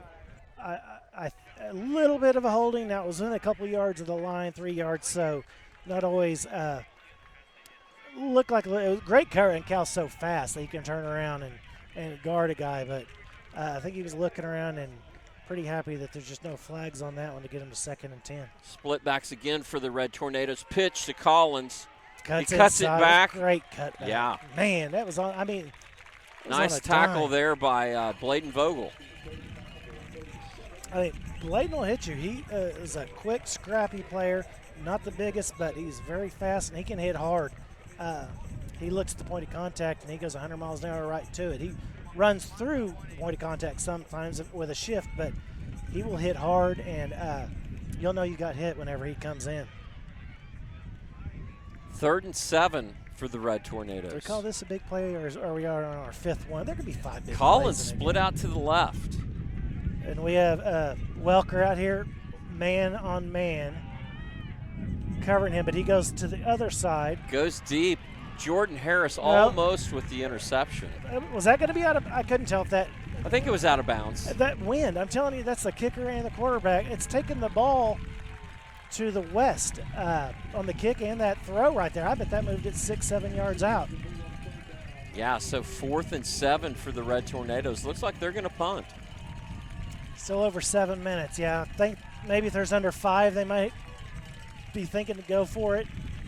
Is this not the same scenario at the 4th and 7 around the home 40 that we went for it and made it earlier? I think we were at midfield. That's still relatively close. Sure. Oh, it's a soft hike. Not nearly the punt he had last time. Nice job of fielding that by. That was a great job. Is that Gerard Williams or Jordan Harris? No, that was Jordan Harris. Was that Jordan over there? Yeah. Jordan has some hands. He's man, he's improved so much in 2 years with his hands. That was impressive because that was that was knuckling. The wind was catching it. It was at his shoelaces. Exactly. Yeah, great job fielding that by Jordan Harris. It really was. Well, 6:52, 50-40 Heritage Hall. Ball is at the 43-yard line, 1st and 10. This is one of those Clintons you're saying we have to stop, and if you're Heritage Hall, you say let's put a dagger in them. So Andy we'll see Bass, what happens. hand off to Barrett Travis around the left side. Oh, he got hit. Not a lot there. Nothing there. It's a good defensive play. Let's see who was down there on the bottom. Was that their quarterback, 10? I'll tell you what. Yeah. May not have had the best pass today, but that was one heck of a tackle. I'll give him that. Maybe that's his forte is linebacker, cover corner. Cooper Sully with the tackle. Yeah, that I don't know that he's had a complete pass yet, but I'll tell you what, if you want to talk about that, you got to talk about how good of a tackle that was. Absolutely. Absolutely. I'm gonna Chargers trips right. 2nd and 11. He actually lost about a half yard on that play. Hand off to the right. Nice tackle. I think that might have been, was that Vogel? 32. It was Bladen. Yep. Bladen Vogel, and tackle by Malachi Lorne from Clinton, and that was a heck of a tackle too. Bladen's fast, and he's quick. So for him to get his hands on him like that, I think Bladen thought he was going to get around him, was already looking kind of downfield. Chargers trying to work the clock a little bit. Yeah, it's just over 5.5 minutes. A little early, but you want to, up by 10, you want to work it as much as you can. And 3rd and 9 at our own 44-yard line. Is that? Oh, open. Oh, it's late. Oh, no. It's too late. So, interception by the Red Tornadoes. That was number 25. 25, Garrison Rhodes. That was just one of those that he was open a second and a half before that when I said, and then both corners came in and he just threw it too late. I'm sure he looked off and came back, saw him open, and it was just one of those just a little bit late on the throw and get it tipped and get it intercepted. And so turnover by the Chargers. That was big. What Clinton needed, Yeah, if you're a Clinton, that's what you needed. You say, okay, we got what we needed. Now let's go down and score. So Collins with the pitch sweep tries to bounce it outside. Slip. And he went down, and he is I hope grabbing. He's okay. I think he's cramping. Okay. And I don't like that on turf too. And right. It just goes down like that all of a sudden. High school kids, you never want to see them get hurt. Of course. Much as I want to say, oh, good, because it's just a cramp. I'm glad it's just a cramp because, man. Okay, yeah, kids carried the ball 35 times for 260 yards. Yeah, he's having a big night for sure. For sure. So it's going to be second 10? Second and 9 is what they have it listed on the scoreboard. Chargers up 50-40. You know, he slipped, but there was good Charger defense right there, too. Yeah. They were in front. They had the play. They were going out to the side. They had worked it back inside with another defensive player. It looks like Collins might be gassed a little bit. You think? I mean, carrying the ball that, I mean, yeah. Even though you get hit if you score, but he's been hit 35, 40 times. I'm not saying he might not take this one to the house. I mean, well, but he does look a little gassed. Well, you would have to be. And, yeah, I would agree with you. Him at 90%, he's just so good. He's so talented. I don't think he's in the game he right can't now. Be. They had to stop the clock. We've got Sully at quarterback. He had to come out for a play. We've got he's in the shotgun by himself. Still not throwing. I get downfield. Jet sweep to number 11. So there's a flag. It looks pretty quick. Either we were lined up across the line of scrimmage. Nope, legal shift then. Okay. Not enough guys on the line. I assume that's what they called on us earlier on that play, because I think it's saying he did that earlier. So I think that's what they called on us earlier. They say illegal shift. That does mean you just didn't have enough guys on the line. Too many men in the backfield. That isn't it? Yeah, that's the same call. I assume you're right. Yeah. I'm fairly certain. If I'm wrong, or you people at home can say he's wrong, he didn't know he's done better. I really think legal shift also leads you to him in the backfield. So 2nd and 14 for the Red Tornadoes. Good defense, though. Even though they did have a flag, they only got a few yards on that, right? I mean, did I miss? I just saw the flag, and I was watching the flag. So Collins back in the game for the Red Tornadoes. Chargers under going center. with our 3-man defensive front. They're going to hand off to 3 to the left or to the right? To the right. Okay. There he he's is. open out to the right. I mean, He's a load. He is quite a player. Nice tackle. Great job by Rashad Smith getting him on the ground. Yeah, he did. And, nice one-on-one tackle down the boundary. Thank goodness, because I wasn't sure he was going to be able to. I think, wasn't it Jordan that hit him the first time? It kind of bounced off, but can't blame Jordan. This kid, I mean, he's got to be closing on 300 yards right now. He's just had a heck of a game. Carter Counts in the game for the Chargers. I believe that's Jordan Harris coming off. Is that Jordan coming off? Graham Murphy in for the Chargers. I think Jordan was a little gassed on that last tackle attempt because he was getting kind of tired. So we'll see. Quarterback sneak up the middle. 5 or 6 Sully. yards. They can't give it to Collins every time, Lance. No, and I really think when they want to give Collins a rest, they tell him to go back and just stand there and rest in the backfield, and the quarterback just takes it up the middle, so that way he's out there as a decoy, but he gets to rest for a minute. So, split backs. Sully under center.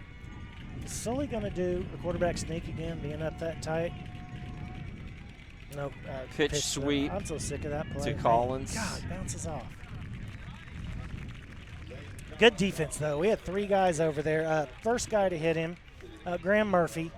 And then who brought him down right after that? Graham was over there to hit him, and then was that Brown? I don't know who was over there, but could have been Charlie, I think too. that's Davis, Red Davis. Was it Red Davis? Yes.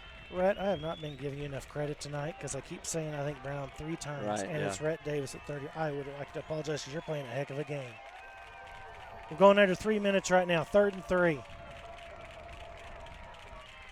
Pitch sweep around the right defense. side. Great defense. They penetrated. Gerard came in first, hit him low, penetrated in the backfield.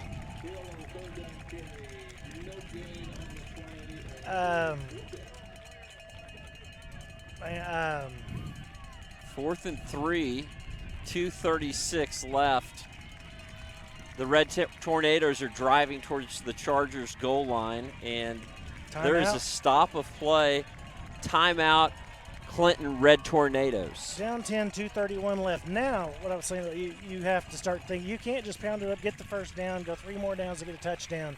There'll be too much time come off the clock. You're going to need a big gash play, whether it's going to be a run or a pass. What do you think? What do you think they do here? I think they pitched it 40 times, number 3 to the right. I just pitch it to the left to number 3 just to change it up a hair. I don't know. I'm not having him throw it. I think they can score almost as easily if with 3 just run. I mean, he's that good. I'm not saying he's that good and has ran that well tonight. So that is Clinton's second timeout. I didn't realize they only have 1 left. Right. That's starting to get. Yeah, that's important. If they don't score in the next 30 seconds of game time, then they're going to have to onside kick it. Or we can run. So we're getting to that time. Yes. Right now, and you weren't here in the first quarter, so I'm going to say that's going to hurt because I watched Jordan Harris have a 76-yard touchdown, and then his other plays and defense, how well he's tackled, his returns. But we need to be thinking about player of the game. Okay. Yeah. This is a big play right here. We got to get pumped up for this play. We just got to be thinking about it. 4th down and 3. Yep. And number 3 gets it to the right and gets the first down. There was. Oh, that's close. Ooh.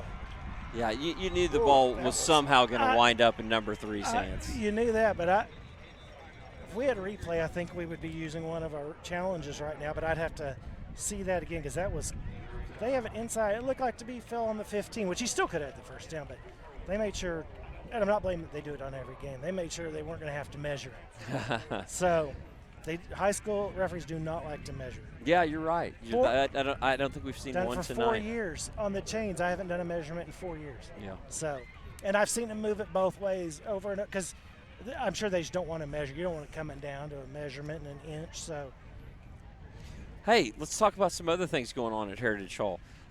Charger Cross Country had a strong showing at the Meeker meet last week in Sparks, Oklahoma. The boys finished in first place, led by meet champion Will Blaylock. Very good, Will. Finn Martin finished 6th, Dylan Orcutt finished 7th, and Mary and Dean 10th. The girls placed 5th as a team and were paced by Kaylee Norman 2nd and Zeffie Ellenberg 3rd. Coach John Champney's squad was back in motion today for the Bethany meet at Eldon Lyon Park. A week from tomorrow, they'll race at OSU, nationally renowned Griner family course in the OSU Cowboy Jamboree. Very good. Way to go, cross country. Way to go, cross country team. That used to go to all those events with Chandler running in those. That's Will Blaylock won first place. I'm trying to. Did we call? Why would we call timeout? We didn't call timeout, but they still have a timeout. Yeah, we must have. Who was hurt? Did one of their guys get a cramp again? So Sully back in the shotgun. Fake the jet sweep. No, hit the ground. Yep. Tried the post pattern to number 25, who we've mentioned his name a number of times tonight. Yeah, we have. Garrison Rhodes. Garrison Rhodes. And I don't want to jinx anyone. I know we got to talk about the player of the game, but with this amount of time, I don't want to say that. Right? No, it's still early. It's still early. I'm getting heat over here. I can't do it. There's too much game time left. I mean, all of it. We play golf, and we're all superstitious, and there's no way I'm going to sit here and jinx somebody that something could happen. So we're just going to wait on that and let Sully in the shotgun. 2nd and 10. He drops back, throws it deep. Blitz and come back. To Garrison Rhodes again. Good coverage there by Carter Counts. Yep. Converted kicker from last year has came in and has earned a starting spot and has played fantastic. 3rd and 10. Carter comes out. Jordan comes in. I assume to man up on the outside. Now you're in a real pickle. 3rd and 10. Your quarterback, I don't think he's completed a pass. Your number 3 has 300 yards rushing. I still want to give it, but you don't want to get him stopped short of 10 yards because too much time's going to elapse. Right, so Collins is lined up at tight end. You got number 20 in the backfield alongside Sully. He is going to drop back. He drops back, throws the fade, and Jordan Harris. Interception. Oh! Almost should have had the interception there, but I don't think it makes any difference. Over his head. It was 4th down. 4th down. Oh, this is 4th down. This is 4th down. Was that 4th down? No, it was 3rd down. Is that third down? Yeah, that's what I'm saying. If he didn't get it first, he was still going to run, even though they had a fourth down. But you get so much down to a minute. Oh, 30. wow. Interesting here. They're lining up. They do. They have to have 2 scores either way. Yeah, absolutely. So absolutely. You make this one, you try the onside, and then you got to get the touchdown. But if he misses this, then it's moot. So let's hope for that. Looks like that's a good-looking kick. Yeah, that is through the upright. upright. Is that De La Fuente? That was impressive. Well, I think that's a smart move by their I mean, like I said, last year listening to them over on site, they have great coaches. They're smart. They're well prepared. De La Fuente must not have been the kicker because he's already out there. Right, yeah. He is setting up for the onside. He was trying to figure out to go to the left or the right. So yeah, that kicker. Who was that? I don't know who it was. He was a lefty though, right? That's right. Earlier, you're right. Very good. That was a great looking kick right there, man. Anyway, props to whoever just kicked that for Clinton. But we're going back to the 5th or the 6th key play of the game is right here on this onside kick. Oh yeah, right. This game is over if the Chargers field the they got onside kick. They got one timeout. One timeout's not enough though, right? Yeah, because you can only run about a minute 10 off, so there would still be 30, 45 seconds. Because they still have a timeout. If they didn't have any timeouts, you'd be right. But with that one timeout, they can save that 30, 45 seconds. Yeah, 25-second play clock. I guess you're right. And then they usually it's about 8 between when they hike the ball and they reset it and start the 25. I've been watching too much down on the side, so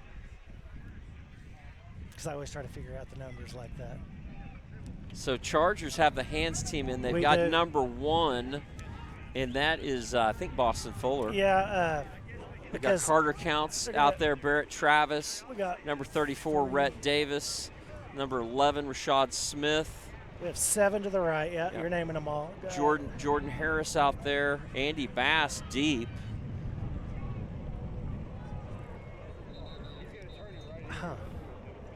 De La Fuente to kick it. Hold on, it doesn't count.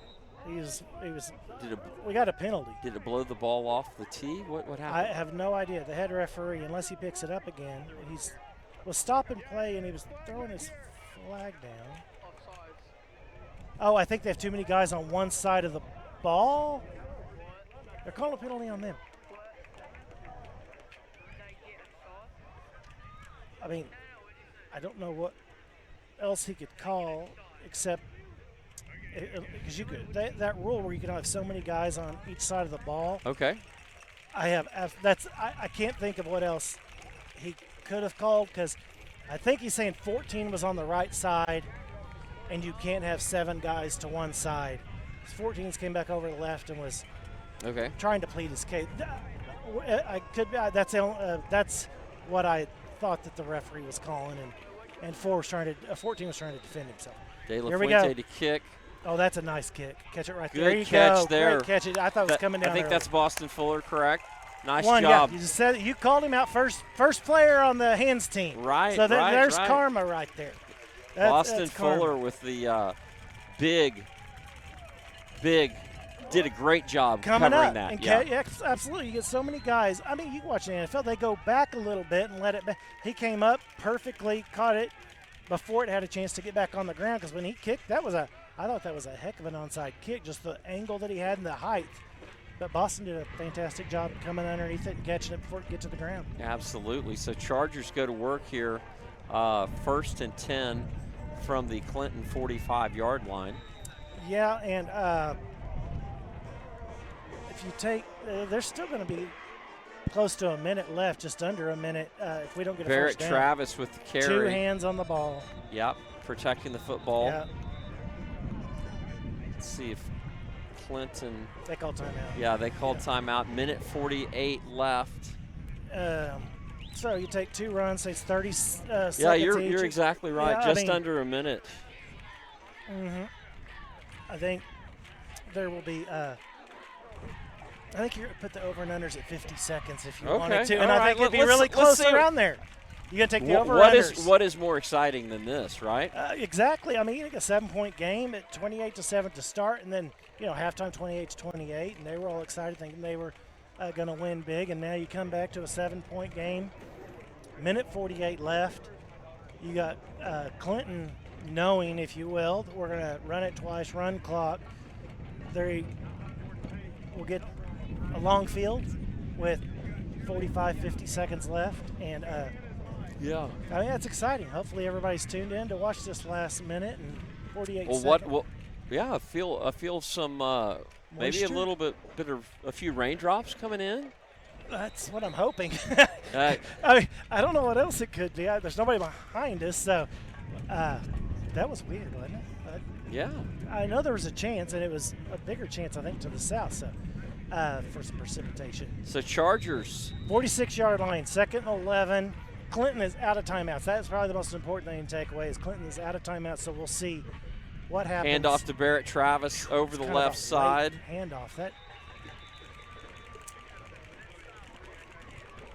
Andy's hand kind of got stuck. Right, yeah. It looked like that wrap was on his left hand. Either the ball was kind of didn't stick to it or there was something, but it doesn't matter. Clock's running. A gain of 1. So I'm taking the under 50 seconds. And that's before we would punt it or call timeout with 1 second left. So you're probably at about 40. If everything is normal, we punt it, and they get the ball, probably be around 40 seconds would be mine. 40, 42 seconds.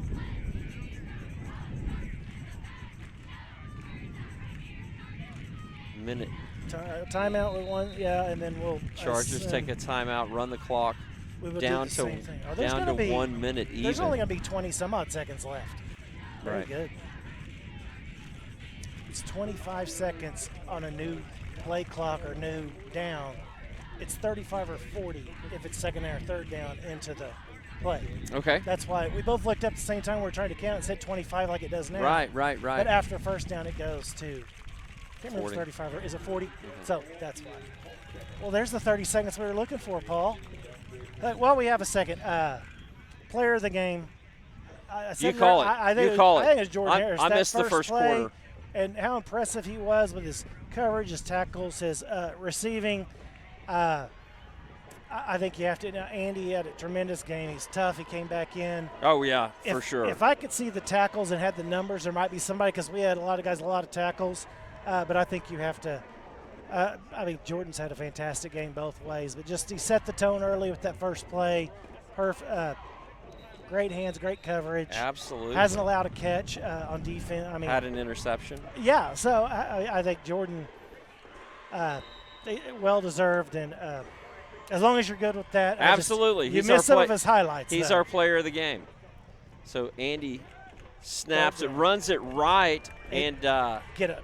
Nice block there. First down, game over. Oh, we got a holding Except call. there's a hold, so it's not game over. Yeah, we got a holding call there, which is costly, Lance, because that's going to stop the clock. It's still going to be third down though. No, so that means we run the play. And Oh, still you're get 40 right. You're right. seconds. You're right. So you're exactly right. Actually, that kind of stinks for Clinton because now we're going to run a play, which is going to be 5 seconds. 40 seconds after that. So now we're down to just a few seconds left with the punt. I mean, it's better than us having a first down, the game being over, but it's not a lot better, I guess is what I'm saying, for Clinton. I didn't see who was on that. You're right. They do wind. They're winding the clock. They shouldn't. I don't think it should be running. Well, it's going to run out then. Yeah. Why would well, it wouldn't matter if they accepted it or not. The game is going to be over. After a penalty on us, they wind. Okay. I know high school rules are different than college. Sometimes it's kind of. Andy Bass back in the shotgun. It looks just like secure, he's. Take a knee. Just take a knee. There's no reason to run. Don't. Okay. Stats. He may just score. Go down. I don't want to. Well, that's going to look good on the stats, a 50-yard run, but the game's over.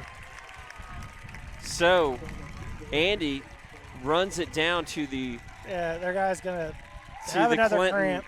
It doesn't matter because they'll wind it at 25. 9 or 10-yard line, and that should do it tonight. So, 19 seconds left on the play clock. Unfortunately, a red tornado down on the field. There's Looks like he's cramping as well. There's been a bunch of cramping going on tonight.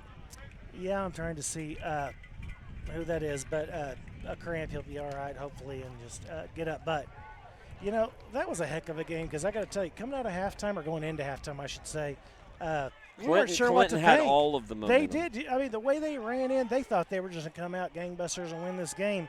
So that was a great, gutty second half by Heritage Hall. Yes. I mean, I know they got pumped up because Andy came back in, but still, that they had to go out and do it. And I'll tell you what, if I wasn't giving it to Jordan, and I could be talked out of this, that defensive line in the fourth quarter, our defensive line, I could give players of the game because they stepped up there on a couple of places that were important.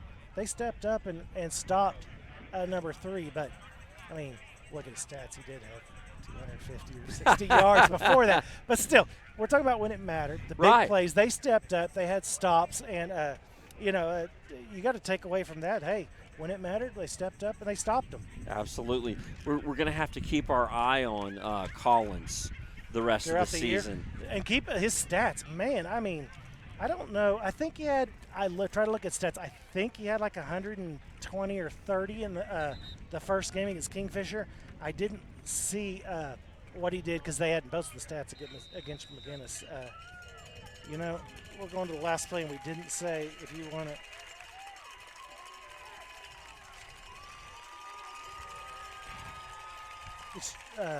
so they're just going to take. They're not going to do it. We didn't get, but it's Charger Corner during the last 2 seconds. Get your latest Charger gear at Charger Corner. So now we've set them all. Good win.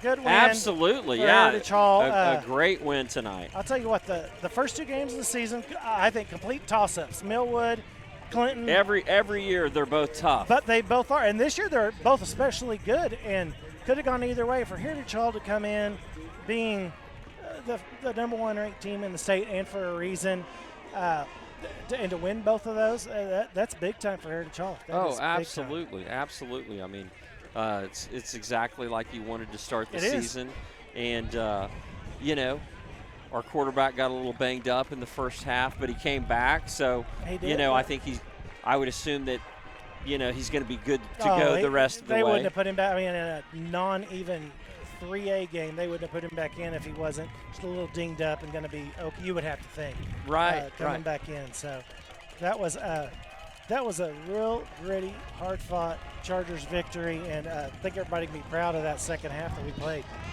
Absolutely. That was a great second half. I mean, the Chargers, as you were saying, they came out of halftime. They had to have felt like, wow, we just got punched in the mouth. 28-7, came back 20-20. You had to. I mean, anybody's going to feel like, golly, and plus that turnover right before half. I mean, that gets on your emotions, and you're thinking, man, they just came back from 21 down and tied it. But Heritage Hall came out and played. They drove it right down the third quarter of that first series, and that kind of set the tone, if you will. Absolutely. So we're going to go to a timeout real quick, and then we'll be back in a little bit, and then we'll get to your player of the game. We'll have the player of the game. That's right. Oklahoma's known for its lakes, farm ponds, and creeks. And whether you take a highway or a dirt road to get there, Joe Cooper Jeep gets you to your destination. Right now, buy any Jeep for 10% below employee pricing. Plus, Joe Cooper always gives you more for your trade-in. And remember, we'll beat any dealer's price on a new Jeep by $500, or we'll give you $10,000. Only here at Joe Cooper. Who loves you, Oklahoma?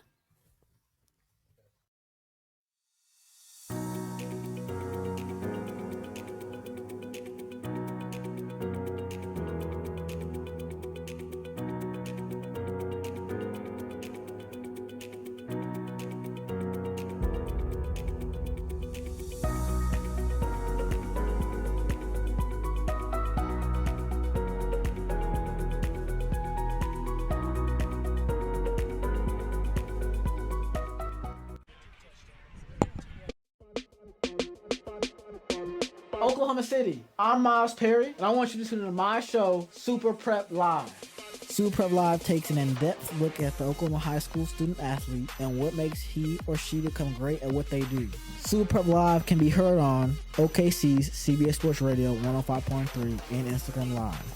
Make sure you tune in and learn about the next great student athlete on Super Prep Live with me, Miles Perry.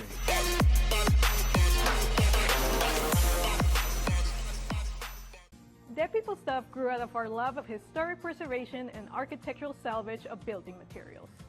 Whether you're looking for doors, light fixtures, hardware, reclaimed lumber, statues, plants, or home decor, Dead People Stuff is the perfect piece for your next project. And the Dead People Stuff family is growing. Come check out our 40,000 square foot compound featuring a brewery, barbecue, tattoo shop, barber shop, and a cat cafe. We pay you cash to haul off your trash. Help us save history one piece at a time. And we are back in Clinton, Oklahoma, where the Chargers go on to win 50-43 against the Clinton Red Tornadoes. What an exciting game it was tonight. There were offensive fireworks throughout. Just a crazy game. Some just great play by both teams. Andy Bass, Jordan Harris, just the whole Charger crew really showed up. Just the offense was absolutely explosive. And the Red Tornadoes, wow, what a team they have this year. Their running back number 3, Collins, was running like a man possessed. I don't know how many yards he ended up with on the evening, but I bet it's got to be more than 250. So a great game tonight. Now, next week, the Chargers will go up against the John Marshall Bears. The Bears are 0-2 right now, but I'm not sure who they've played so far. So that will be an interesting game. John Marshall is a 4A team.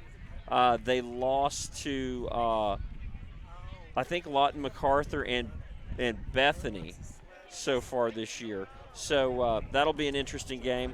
After John Marshall, we'll go into district play, where we'll start with Lone Grove, then go to Pauls Valley, then play against Douglas, then we'll be at Dixon, at Plainview. We'll have the Sulphur Bulldogs at home, and then to wrap up the season, we will have the Marlowe Outlaws at Heritage Hall. Momentarily, we will go down to the field where Lance Keller. Oh, I'm sorry. We're going to keep it here, and Jordan Harris, our player of the game, and that is the who. Oh, it's the Seth Wadley Auto Family Power Promise player of the game. So let's get that in there, Lance. Yeah. Thank you to Seth Wadley. So went down on the field, and we're having a little bit of technical issues. So I can promise you, Jordan will be more than happy to come up as player of the game, and we can talk to him a little bit. He just had a fantastic game. I mean, the first play was unbelievable, let alone. Like you said, he set the tone for the game. He set the tone. He didn't give up a single reception. He had an interception. He had several great returns. Again, his first return to the game you missed was like 50 yards. Oh, wow. And so. He did a great job handling the kickoffs. Yeah. You know, we mishandled one, which was a big play in the game. It was. I don't know that he was necessarily over there. But, yeah. No, he wasn't. No, but, yeah, so and he went over because he's a senior leadership, and said, we're not going to let another one hit the ground. And he ran it back. Right. So here he comes up. And I know we don't quite have the stats yet. If I had to guess, I'm sure he had 25, 140 yards of reception, something like that.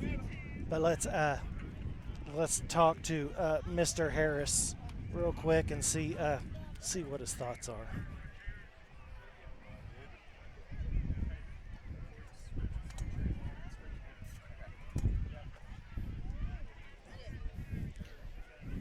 Sure.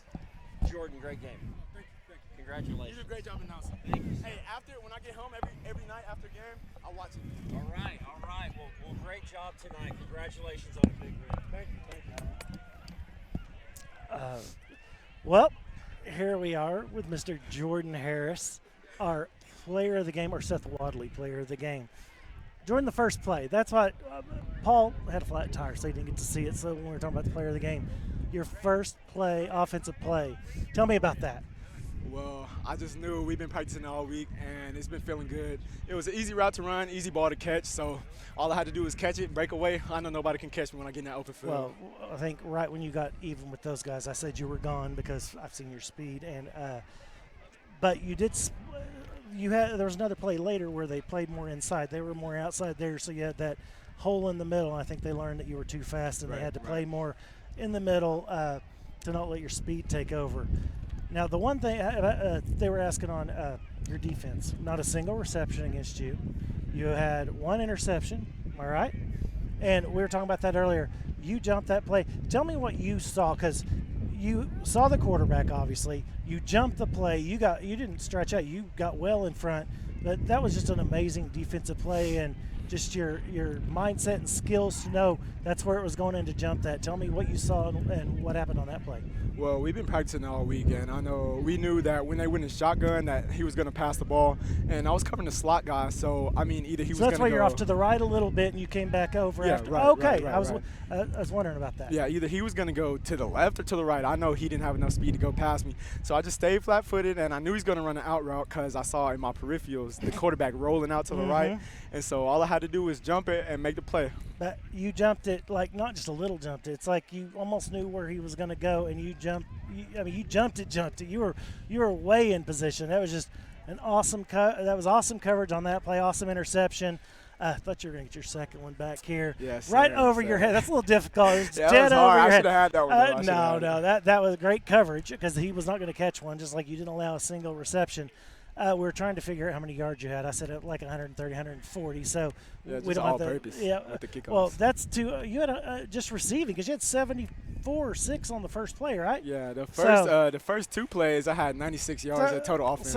So you're well over 200 in all purpose with your kids, because that was another thing. Kick returns, your first kick return.